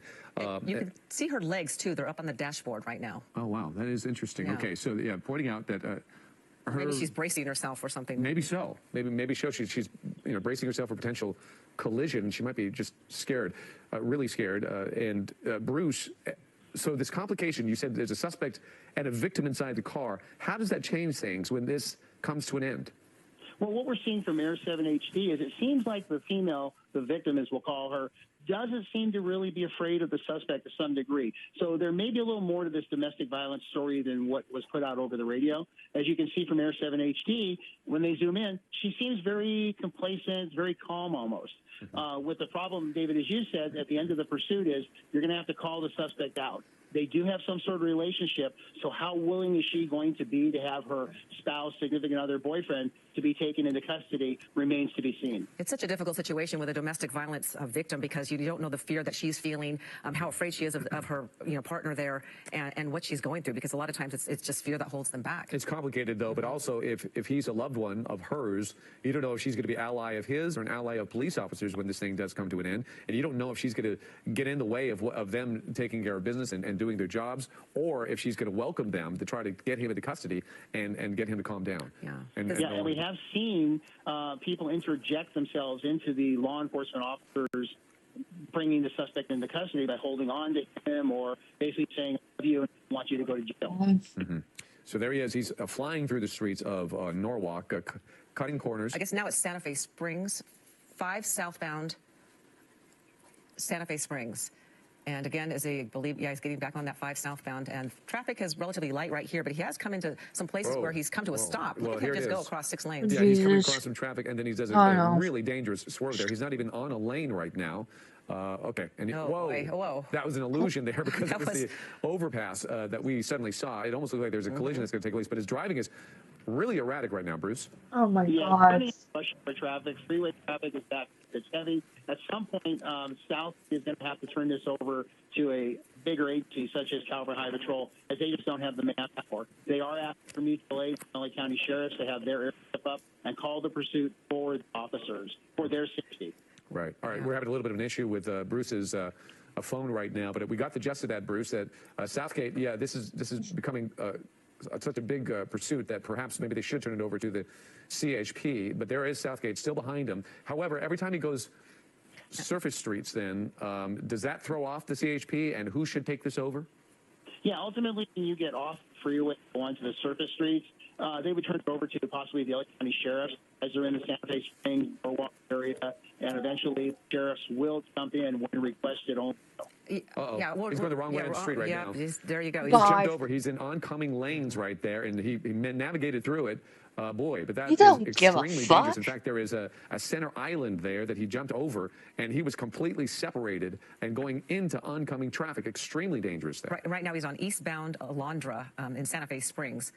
And you can see he's got wide open roads right here, and that's probably good because we've seen him driving so close and weaving in and out of traffic and just disobeying all kinds of rules of the road. Bruce, is a pit maneuver out of the question at this time? The speeds are a little high for a pit maneuver, but this is the type of street you want to get on. A nice wide open street. You've got a center median which protects the oncoming traffic. So ultimately, this is an ideal street to do it. However, the speeds are just a little high right now. Right. Maybe our desk can call him on another line so we get a better line. I'm sorry about the connection with Bruce Thomas's line there. Yeah. So can they do pit maneuvers when there are people in the passenger seat? Is that allowed? Oh, sure. Of course. Yeah, you can do it with multiple people in the vehicle. Obviously, you're just endangering more people, including officers. Here we go. He's on the wrong side of the road again. Bruce. He swerved over. Oh, no. There's a center island there. He's completely into oncoming traffic right now. Hopefully, people are able to see him coming, and with police officers behind him, with hopefully lights and sirens, at least close enough to warn people that something is up. Boy, but that's really dangerous. He's going to do it again here. It looks like, yep. He's going into oncoming traffic right here. Dude. And just absolutely going against the law here. My God. And now he's in Buena Park, so he's moving along. Blatantly going against what the law on these streets. That woman must be just having to close her eyes. I mean, can you imagine driving in that car as a passenger? Yeah, I mean, there's no reaction time when you have oncoming traffic, and then they're not expecting somebody to be coming at them head on, and we've seen so many accidents that way, usually with somebody driving under the influence, and they're not aware that they're on the wrong side of the street. This guy is aware, and he's doing it anyway. Yeah, and there he goes again, doing it once again, going into the median, and then hopefully he won't cross over. Yes, he's crossing over. Yep, he is completely into oncoming traffic. Bruce, what do you do in a situation like this? You know, at this point, the pursuit becomes so dangerous, the speed, the action of going up oncoming traffic, that unless South really feels it's a necessary pursuit, they would possibly go into surveillance mode to de-escalate the situation. At this point, it's just getting very dangerous. Right. A very desperate man. This is going on for like 35 minutes now. A man wanted for domestic violence with someone in the car, a female, and they've been, obviously a very stressful situation for that woman on board too. Yeah, is it possible then to go into tracking mode and just lay off of that when you know that there's a potential victim in the car? I mean, this is a very complex situation, Bruce. Yes, it is. I mean, normally you don't have a victim and the suspect in the same vehicle. So what they're formulating is a plan to end this pursuit and take suspect into custody, but also protect the victim's safety too. So it just adds another complexity and further has the officers thinking about Plan B and Plan C. Yeah, it's amazing how many different types of pursuits we've encountered through the years. But Michelle Tuzzi raised a good point. People are getting used to pursuits now in L.A., and they kind of can see it coming or they hear the sirens. He's been getting a lot of leeway, people getting out of his way. Well, let's hope. Yeah. But you never know. And traffic is tricky enough in Los Angeles, just navigating through safely and abiding by all the laws with all the people that are out there. So when a pursuit like this comes by, when he's not abiding by any traffic laws, when he's going way too fast, anything can happen. It can be extremely tragic. The end result of that kind of behavior. So here he is continuing to weave his way through some sticky points there in Buena Park, clearly at a light. Now he seems to be turning into a parking lot. Yeah, because he was on southbound La Mirada. Now you're right, went into some sort of industrial complex or something. Yeah, so we're going to watch him through as he goes through this parking lot, tries to weave his way out of there. He didn't feel comfortable sitting at that stop-and-go traffic. So here he is going to squeeze back onto his street. He at least slows down and looks before he does it. And then there's Southgate police right behind him. Now we're on Beach Boulevard, I believe, in La Mirada. Buena Park, excuse me, Buena Park. And continuing to drive, just at least he's on the right side of the road for once. And look at all the traffic on the other side of the road. I mean, I don't know if he goes on the wrong side of the road with this kind of traffic, something awful certainly is going to happen. He's accelerating now, a multi-lane road right here, but he's accelerating, and you see the police car a few links behind him, but they're closing in, trying to stay fairly close to him, and hopefully close enough to warn people that this is coming, a dangerous situation is coming their way. But we haven't been able to look inside the car as much lately in his behavior. It's hard to see what his female passenger is doing, but that was an interesting shot earlier of her feet up on the dash. Maybe she's so comfortable that she does that, or maybe she is bracing for, he's on the road. Okay, on the sidewalk, on the grass, really trying to get past this traffic, but wow. Just blatant. It's incredible. Okay, so this is in Buena Park. He's literally, Artesia. So he's entered Artesia, driving on the grass and the sidewalk, now cutting through a parking lot. Let's see where this brings us. Hopefully it's a dead end with any luck, but nope. Found his way through. Now he's back on the road. We'll try to figure out which road this is. 2 lanes. He seems to be looking for a way to go. He's kind of right up against that double yellow. And Bruce, are you still with us? Okay, we don't have Bruce right now. But this is Artesia Boulevard in Buena Park. It seems like he's done a couple circles. It did start in Southgate about 40 minutes ago, and it went through Compton and southbound Alameda, Santa Fe. A large space between him and the police cars. I don't see the Southgate police cars anywhere close to him right now. Maybe he lost them in that parking lot, or perhaps they're backing off just to get him to calm down. Here he is, a very aggressive. That's into oncoming lanes. What the hell, dude? We don't see what's going on because he's going over an overpass. There he is on the wrong. Oh my gosh! Here, look at this. Look at this. This is one of the completely in oncoming traffic. This is one of the more dangerous pursuits we've seen as far as his driving and putting other people in danger. Southbound Knott Avenue. Southbound Knott. In Buena Park, Melissa? Okay. Southbound Knott Avenue in Buena Park. Boy, we do have Bruce Thomas back. And Bruce, so you've been watching this. Oh, boy. Yeah, at some point, the watch commander and even the field supervisor of the pursuit are going to take into Holy the shit, suspect's dude. actions and say, you know what, this guy's endangering way too many lives. So you know what, let's back off. Let's go into a surveillance mode. The helicopter will track him, and we'll actually take him when he ends and slows down or crashes, unfortunately, and then we'll end this in a safe manner. Oh, gosh. Now you can see that woman's legs in passenger seat. Looks like she was sort of shaking a bit, but... Yeah, I wonder if you're right, too. Ellen, if she's just bracing for impact because of his really erratic behavior, extremely dangerous driving. I'm sorry, Melissa's our producer. What did you say, Melissa? Did you give us a locator? And we got we had a little problem with our we're still in Buena Park on the eastbound, I believe you said 91. and we're struggling to get that signal back. But what a dangerous pursuit. We've seen this guy going through all kinds of surface streets on the wrong side of the road with that woman in the car seat. Bear with us. We're going to get that signal back, but extremely dangerous driving that we have been watching. I think we got that signal coming up right here. So we fixed it. So we're going to pop that up for you right now. Let's just get our bearings here. There he is. He's about to take a right there at 9th and Beach in Buena Park. He is in that bluish Honda Accord. Okay, there's maybe you can see the passenger. You see that passenger on the right-hand side? Those are her legs that seem to be up and braced against the dash. And he is obviously driving right now. And in the past, we've seen them tangled up, him yelling at her. Okay, so he is behind. There he is. He's in the middle lane right there. That's the vehicle. You don't see a police car behind him because it looks like that they have pulled off, trying to get him to calm down. His driving has been so incredibly dangerous that they might be just tracking him via a helicopter and trying to keep up with him. Dave Coons joins us right now, and Dave's a car specialist. And Dave, what are your thoughts on this Honda that he's in? Well, unfortunately for police, these are very reliable cars. That's an older model Honda Accord, and as people who own them will tell you, they tend to go forever.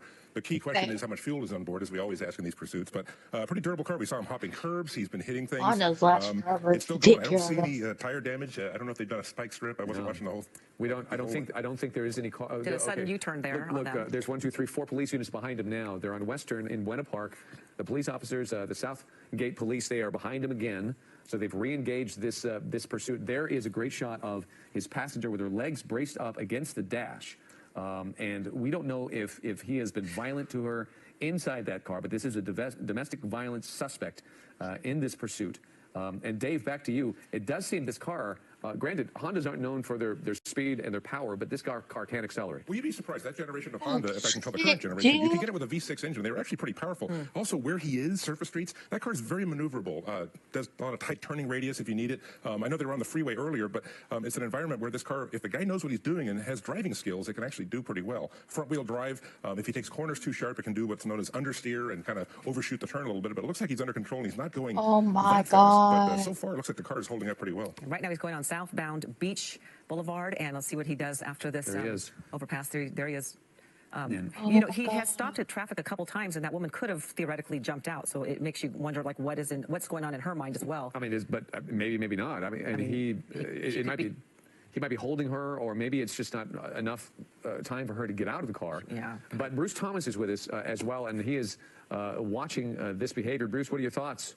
Well, you know, not only do you have a domestic violence case, whether it's a felony or a suspect, and I believe they're chasing a felony, but you possibly are adding kidnapping or false imprisonment charges too. So another higher grade felony. So that's why the pursuit's going to continue. It does look like he's calmed down a little bit, maybe not as agitated, but ultimately, if he stays in the same area, I would think that the mutual aid agencies would possibly look for a spike strip or maybe deploy a pit maneuver. Right. So he's still in Buena Park, Bruce. Oh so that's a good sign. If he stays in Buena Park, maybe they can somehow anticipate where he's going to go and have somebody prepared to do a spike strip. There he is. He's apparently right near Knott's Berry Farm right now. Oh, okay. Knott's Berry Farm, okay. But he was driving on the wrong side of the road again, but now he's back to his side. So far, we don't believe he's hit any vehicles. We have seen him go up on the sidewalk, go through a chain link fence, go through yards, grass, and definitely what's most disturbing, he's been going on the absolute wrong side of the road into oncoming traffic. Okay, Dave. Just taking a look at the rear of this car now, I see a single exhaust pipe, which tells me it's not the V6 Accord. Kind of a trivial matter because it can still do the kind of speeds it needs to do, but it's not the hotter version, if you will, of that Accord, because it would have two tailpipes on it. It's a four-cylinder. Yeah, so this is the four-cylinder, probably an automatic transmission, and if it's been well maintained, it probably has the ability to keep going and going and going. And again, as we said earlier, depends on the fuel capacity. Yeah, I'm not the kind of commercial Honda would appreciate, but you know, it does speak to those. Those cars are so reliable. But as cars go, go ahead, Bruce. I was going to say, it seems like the police or the chasing agency, whether it be Buena Park now or still Southgate, has backed off greatly from the suspect. At least the shots from Air 7 HD are showing that. So maybe they're realizing, you know what, let's not put as much pressure on the guy. Let's let him decompress a little bit. So they just keep an eye on him, kind of track him, figure out where he is. Yeah, and you've got mutual aid from the LA County Sheriff, so they've got their airship up who's tracking this guy also and calling out the streets he's on. So at this point, there's really not needed to get right up on top of him and kind of pressure him and, you know, and pressure the suspect who's already under a lot of pressure. Right. Public safety is the number one here, and you don't want him to get so hyped up that he hurts or kills innocent victims in this situation. There he is in oncoming lanes. Again, it's tough to see, but he's behind that tree. There he is sneaking through the light. And so they've backed off, but they will track him via the air. Of course, Bruce, it's a tough decision for law enforcement to make, because if that is in fact a victim with him in that car, she's in danger, and it puts them out of position to make a quick move on him if he does stop or something violent happens. Yes, it does. You're 100% right on that, but as you said earlier, the most important thing in a pursuit is public safety. And even the safety of the suspect is important to law enforcement, because the last thing we want to do is have him crash into innocent people and hurt or kill somebody. Right, as he's headed to a large intersection, kind of just barreling through. Going against another light, running a red light there, but luckily he hasn't hit anybody yet. So we continue to watch as he is dealing with rush hour traffic, 6:22 in the evening in Buena Park. Oh, Anaheim. I'm correct. So he just entered into Anaheim. Been in about 6 or 7 different jurisdictions there, but now back in Anaheim and driving in the median there, just trying to get past the traffic. And he's done whatever he can. He's gone on the sidewalks. He's gone on the emergency lane. Now driving in the median and just whatever he can do to get away. But and he's sneaking over in that center median. There he is. He's in oncoming traffic again, sneaking back over to the right side of the road. Oh, he's entering. As Dave Coons mentioned, we don't know how much gasoline he has. He in that near car right now. Disneyland. He's really been accelerating, which is going to consume a lot. Getting The there. other thing he's got to be concerned about, if he's going to make Oh these my really loud moves, God. like, earlier he jumped up on that curb. If he starts hitting curbs with a front-wheel drive car, you have everything kind of buried in the front of the car. So you have the half shaft, you have all these what are called Let it be CD yellow. I joints, don't give and you can a really fuck. damage the drive system of the car as opposed to a rear-wheel drive car. So Oh that is a concern. If he my hits the wrong curb God. the wrong way, he could instantly be disabled, which would do law enforcement a big favor, of yeah, course. certainly would. Watch closely, though, because he is sneaking over that center divider, that double yellow line, every now and then, coming very close to oncoming traffic. There he is again.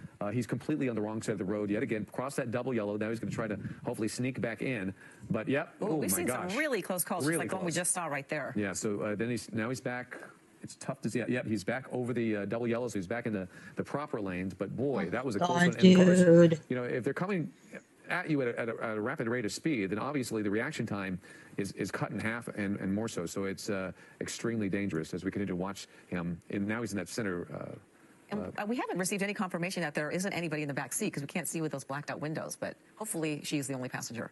Hopefully, but yeah, that's another good point. Bruce? I was going to say, David, you're dealing with a suspect who is obviously very agitated and very intent on getting away, risking his life, the life of the person in the passenger seat. And we have seen pursuits like this that don't end well. And so the agency's facing, they're really evaluating this. Yeah, what's concerning if he is wanted for domestic violence, obviously a man who's in distress and not in his right mind, and this poor woman, I don't know her situation, but you got to feel for her situation and her part in this. Terrible situation Yeah. all the way around. Bruce, you've handled domestic violence issues in the past when it comes to law enforcement. Whoa. Oh my God. And he took an aggressive the left turn. I don't know if fuck? that was planned, but he was trying to avoid a collision, it looked like. Oh, But Bruce, shit, you've dealt dude. with domestic violence as a member of law What enforcement. the hell and, was that? Just like in the news business, we see many of them turn into extremely violent situations. Yeah, domestic violence calls are probably the worst calls you can go on because you think you have an ally in the victim, but sometimes when you're dealing with the suspect, a spouse, boyfriend, a significant other, and you take that person into custody, the victim all of a sudden becomes agitated and upset because you're possibly taking away their breadwinner, their spouse. And so it just becomes very volatile. Yeah, it certainly does. It's difficult to watch. Go The ahead, other Dave. thing, as this pursuit goes on, one thing that can really be affected on that car, even if the engine holds up, is the brakes. Brakes get overheated very easily, and even police vehicles which have very heavy-duty brakes. At the end of a pursuit, you can smell this horrible burning smell, like when you've gone down a really steep hill. This guy, if he keeps making these really hard maneuvers and keeps stopping hard, those, especially the front brakes, they're going to start overheating, and he's going to lose his braking power, maybe when he needs it most. That's a good point. I actually did a police pursuit academy with the Sheriff's Department, LA Sheriff's Department. I learned so much, but also I learned how inept I am at being behind the wheel. But one of the things that they do teach you is, what's interesting is you don't ride the brake. You either hit it hard and then you're off of it so it doesn't overheat. That gives them a chance to cool, because when the friction material or the brake pads are up against the disc, if you're riding that, it never gives the disc a chance to cool. If you see auto racing that goes on at night, you see the brake disc glowing orange, they're not going to get that hot, but they're definitely going to do it. So police officers are trained to drive to let the brakes cool down. And if you notice when you go down a mountain grade, they say, gear down, stay off the brakes because you'll overheat them. If this guy doesn't know what he's doing, he can be overheating this brakes, and what will happen is when he needs to really, really use them for a hard stop, they're not going to have the bite. Oh, dear. Well, that could be bad. And then when he's accelerating or driving extremely dangerously and he goes to the brakes and they're not there, then everybody loses in a situation like that. Bruce, driving that academy that I took with the Sheriff's Department was eye-opening. This is not easy work. No, you went to the Sheriff's EVOC, or Emergency Vehicle Operations Center, and like you said, they teach the braking. It's emergency braking. It's hard braking. It's not ride the brakes for an extended period of time. Just because, as Dave said, the cars can overheat. So it's emergency braking. But they also teach you you've got to think outside the box a little bit. Cut the apexes, get close enough to the vehicle, but not. And I'm sure, your adrenaline was probably on a scale of about 20, too. I can only imagine. As we're watching this pursuit that's been going on for 45 minutes or so, and this domestic violence suspect with a female passenger in his seat. We've had reports that he's been striking her, hitting her while he's driving. By the way, we have about a minute left in this newscast. There he goes on the wrong side. Yeah, but we will continue to stream this on the web, abc7.com, and on our ABC7 Los Angeles app. We'll stay with this pursuit. Obviously, it's a very dangerous pursuit. And, of course, we'll be back at 7 o'clock on KDOC TV. If it's still going, we'll be on it, and we'll bring you the very latest. But we would just want to let you know that we will continue to cover this pursuit. Even if we jump off the air, we'll be on digitally and continue to watch what happens here as they go through Garden Grove. And this suspect doesn't appear to want to give up just yet. So here we go. I'm trying to figure out what exactly. Can we tell us what road it? Yeah, what road are we on right now? Bruce, by the way, that's a wide open street. We only have a couple of seconds, but is this? My God, if he what doesn't is he gonna accelerate too do? much, could this be the perfect time to do a pit maneuver? This is the perfect storm street to do it on. I'm surprised the PD Oh, is not a little more up on God. him to maybe force this issue. That's a perfect street. Right. Because we're looking, this is Oh happening my in God. Brookside Road, Brookhurst Road, Dude. rather, in Garden Grove. And we continue to watch this. Join us on ABC7.com and the ABC7 Los Angeles app. We'll be back at 7 o'clock on KDOC TV. Our thanks to Bruce, Dave Coons. You've been a huge help. What the hell, dude? What are you doing? Dude, oh my God.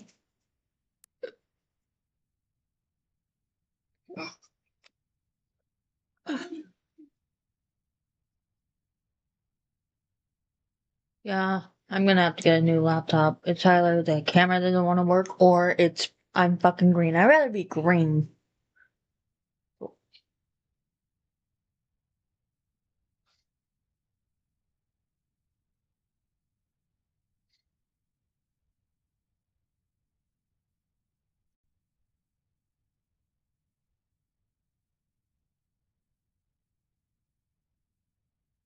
Once I get the money, I'll get a new laptop, and hopefully you guys would be able to see me better.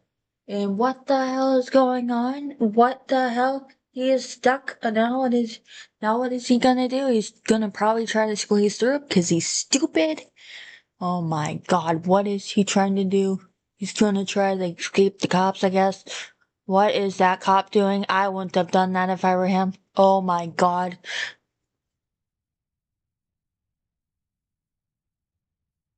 I wouldn't have done that, but I'd have rather gone the other way, but motherfucker. Oh my God.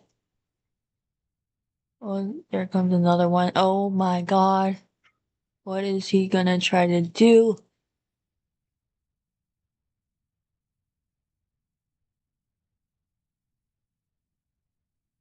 I don't know what he's doing. Holy shit. Just scared and trying to get away?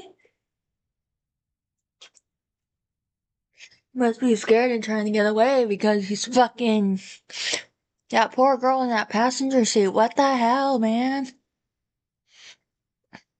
Yeah!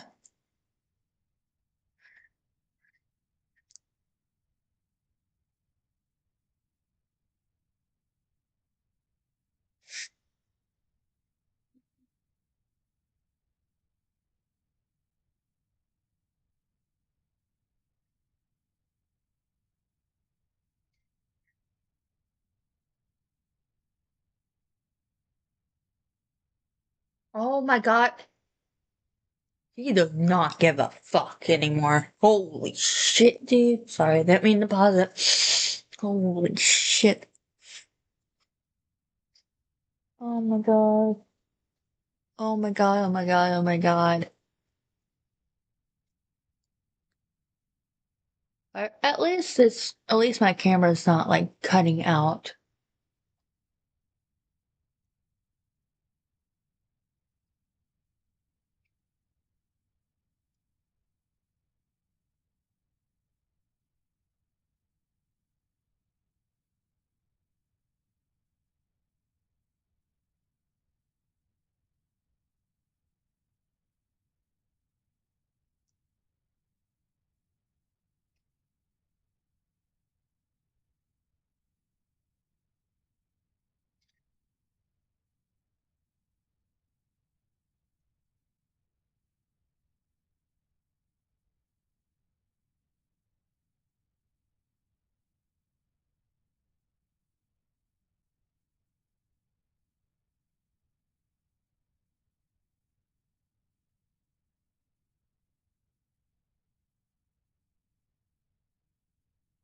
My God, what is he doing? I'll be right back, guys.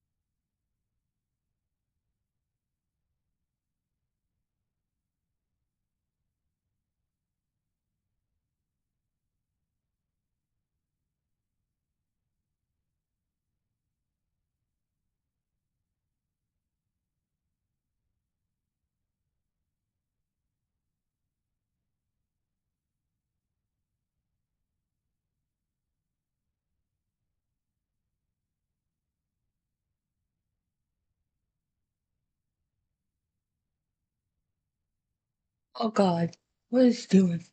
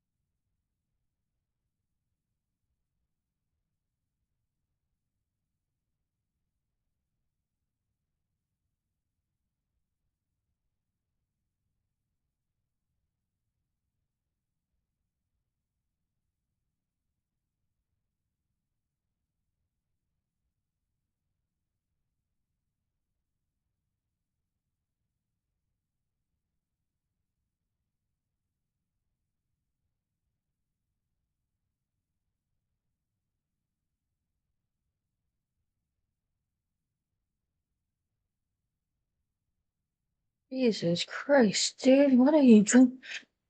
Oh my God.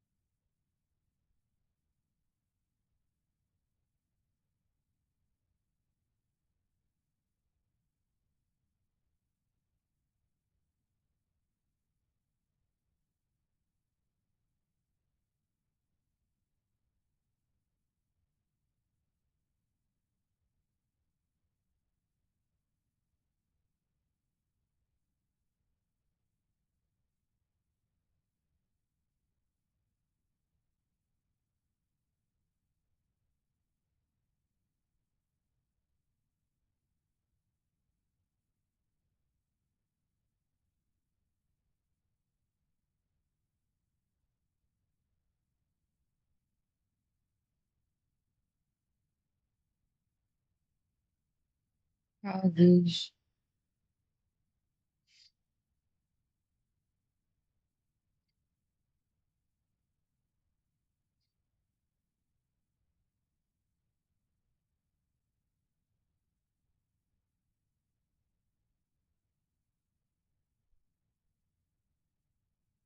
Oh my God. What the hell is happening?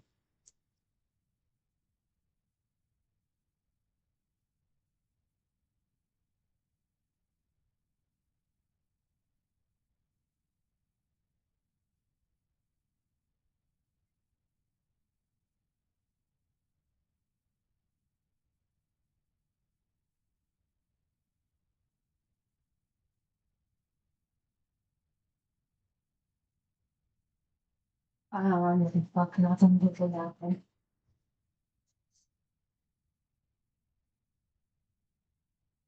Oh my God.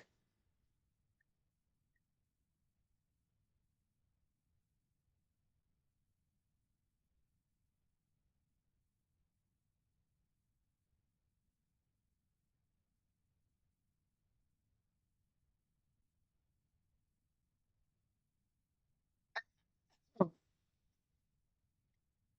the hell?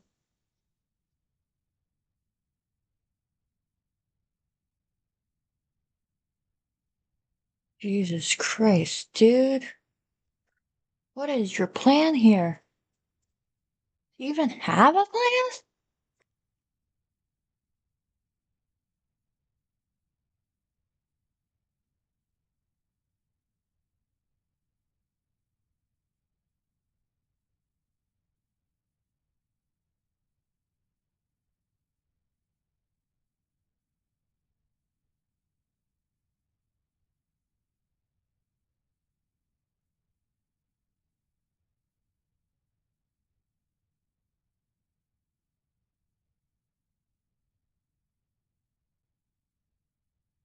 Oh my God.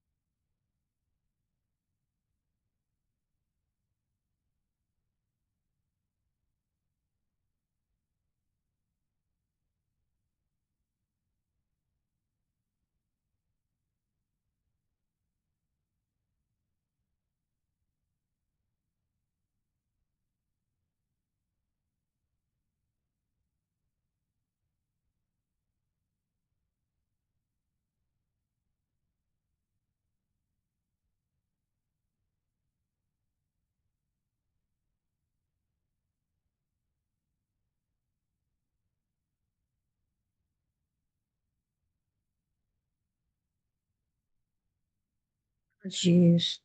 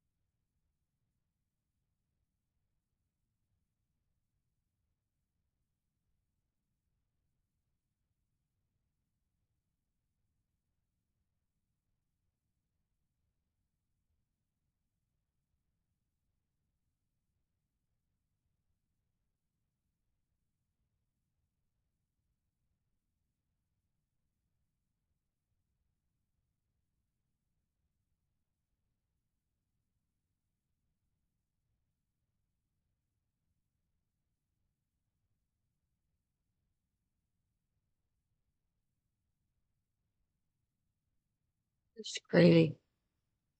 Is he gonna go till the fucking gas runs out?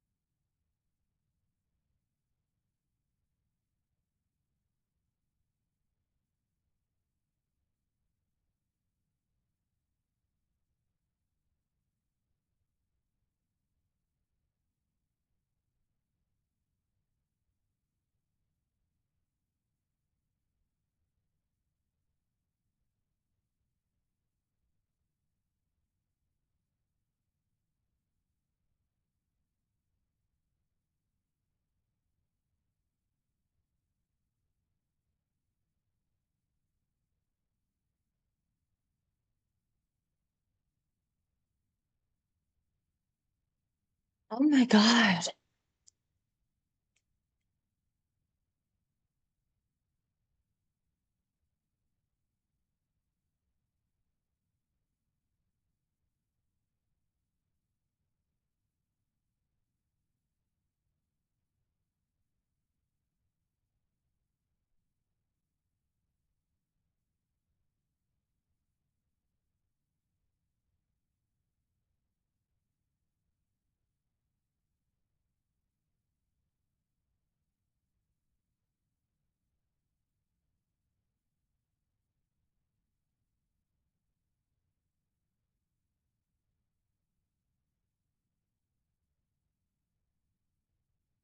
Well, here's my text not going through. Of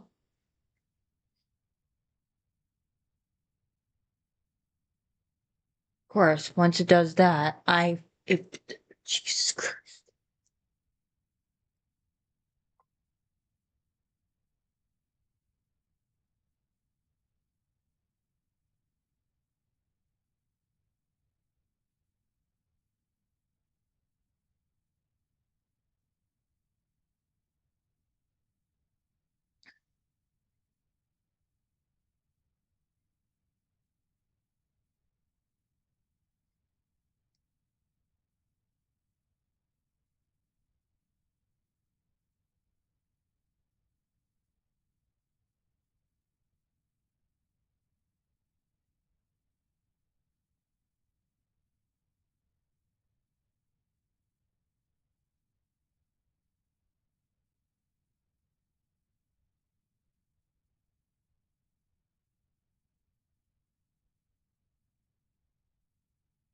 Oh, jeez.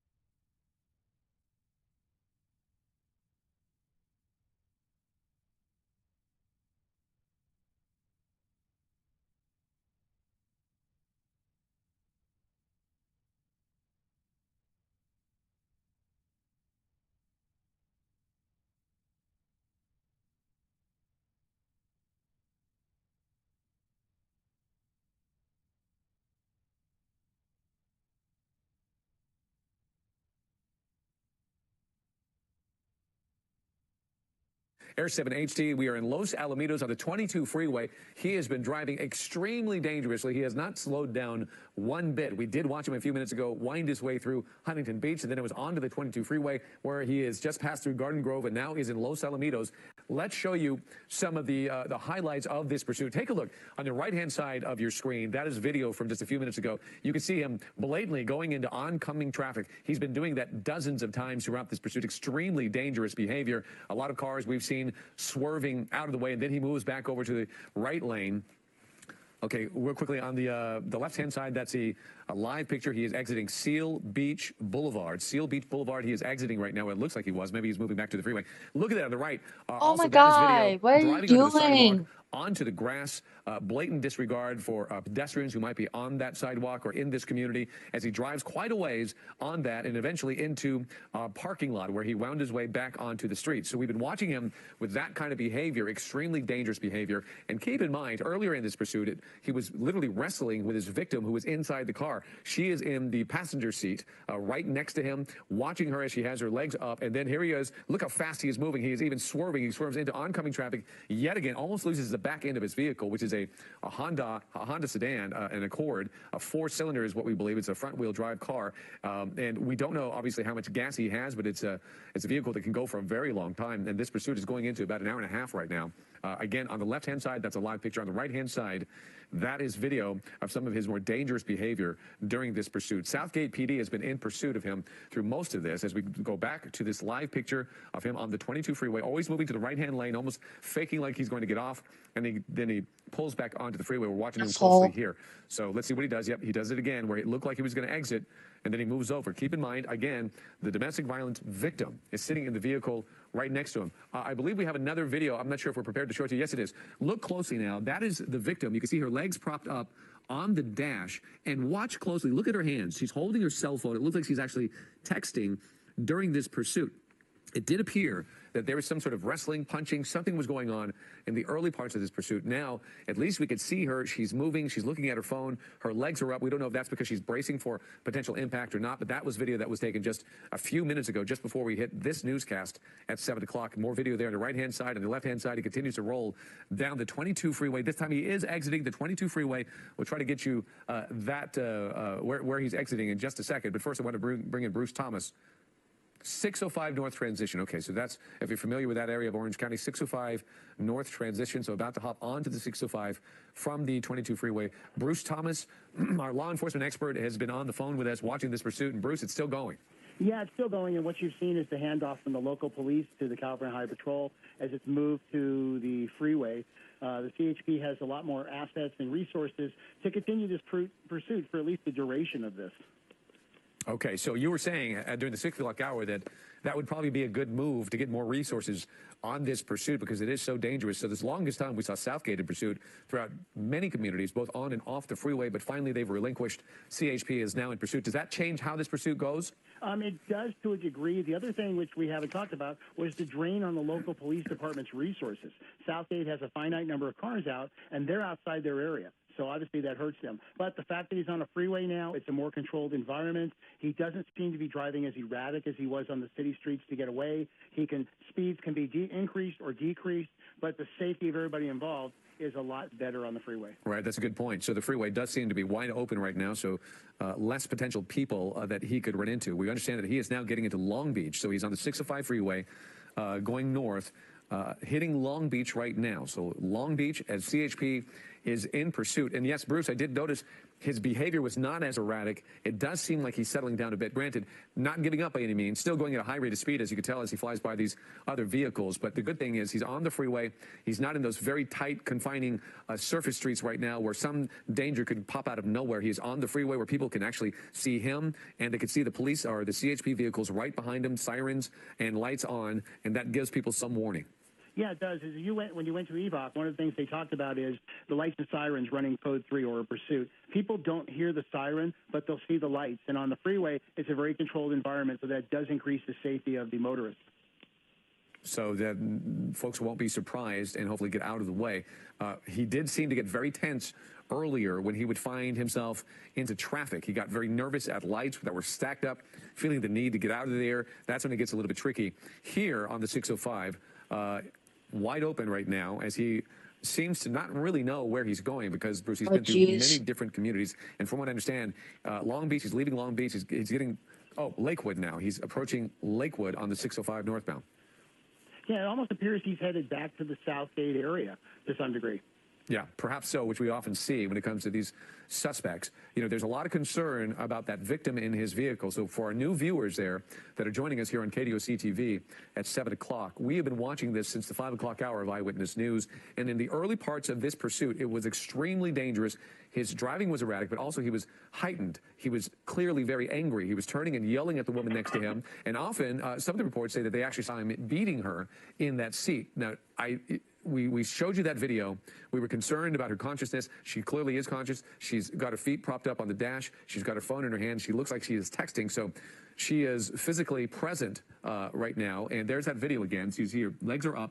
But if you notice, if you look closely, you can see her phone sticking out. She's holding it with both her hands. And it appears she's texting. So she at least is conscious and in that car. And they're not wrestling right now. There he is waving. I'm not sure what he's waving at, but we were very concerned about her safety, Bruce, but nevertheless, her mere presence in that car when this thing does come to an end complicates things. Yes, it does. But like you've just said, everything seems to be a little calmer in the vehicle. Maybe she's texting relatives or people to say, look, we want to end this. He wants to give up. He realizes he made a mistake. How do we do this? So hopefully they're in touch with law enforcement and they can put an end to this in a safe manner. I mean, his speeds are, 69, 70 miles an hour. So he's definitely calmed down a lot.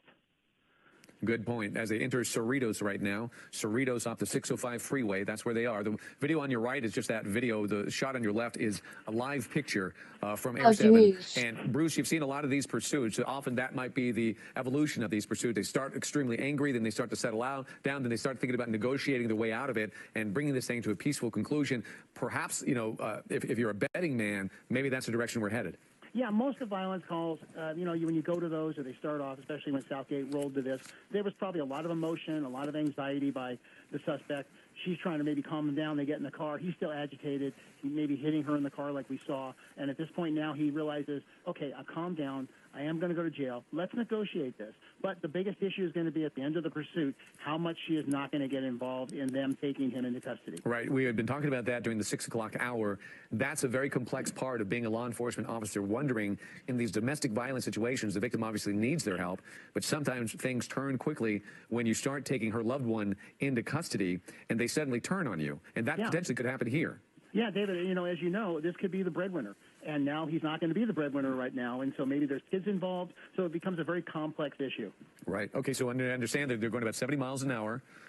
They're in Norwalk right now on the 605 freeway in Norwalk as this pursuit continues to roll down. But luckily, we haven't seen a really dangerous maneuver in a few minutes now. And earlier, we have to tell you, it looked extremely bleak as he continued to insist on driving on the wrong side of the road with oncoming traffic, fly through red lights, and by fly through them, it was awfully close in a couple of situations. One, he almost lost his back end. He was moving so quickly and changing lanes so quickly. A lot of people have swerved out of the way. He did hit a fence. He dragged that fence. A bike rider had to jump out of the way from getting hit. But from what we understand, we at least have not seen him hit any vehicles that he's come very close to. At least we haven't seen that yet. So as he stays on this freeway, he seems to be moving his way over to the right-hand side.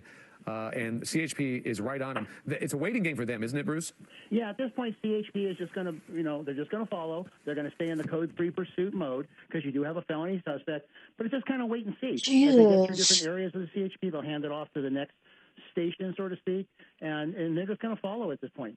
All right, we are talking to Bruce Thomas on the phone, our law enforcement expert, as we continue to watch this domestic violence suspect in pursuit. He just transitioned to the 105 freeway. Stay with us. We're going to stay on top of this. We'll be right back.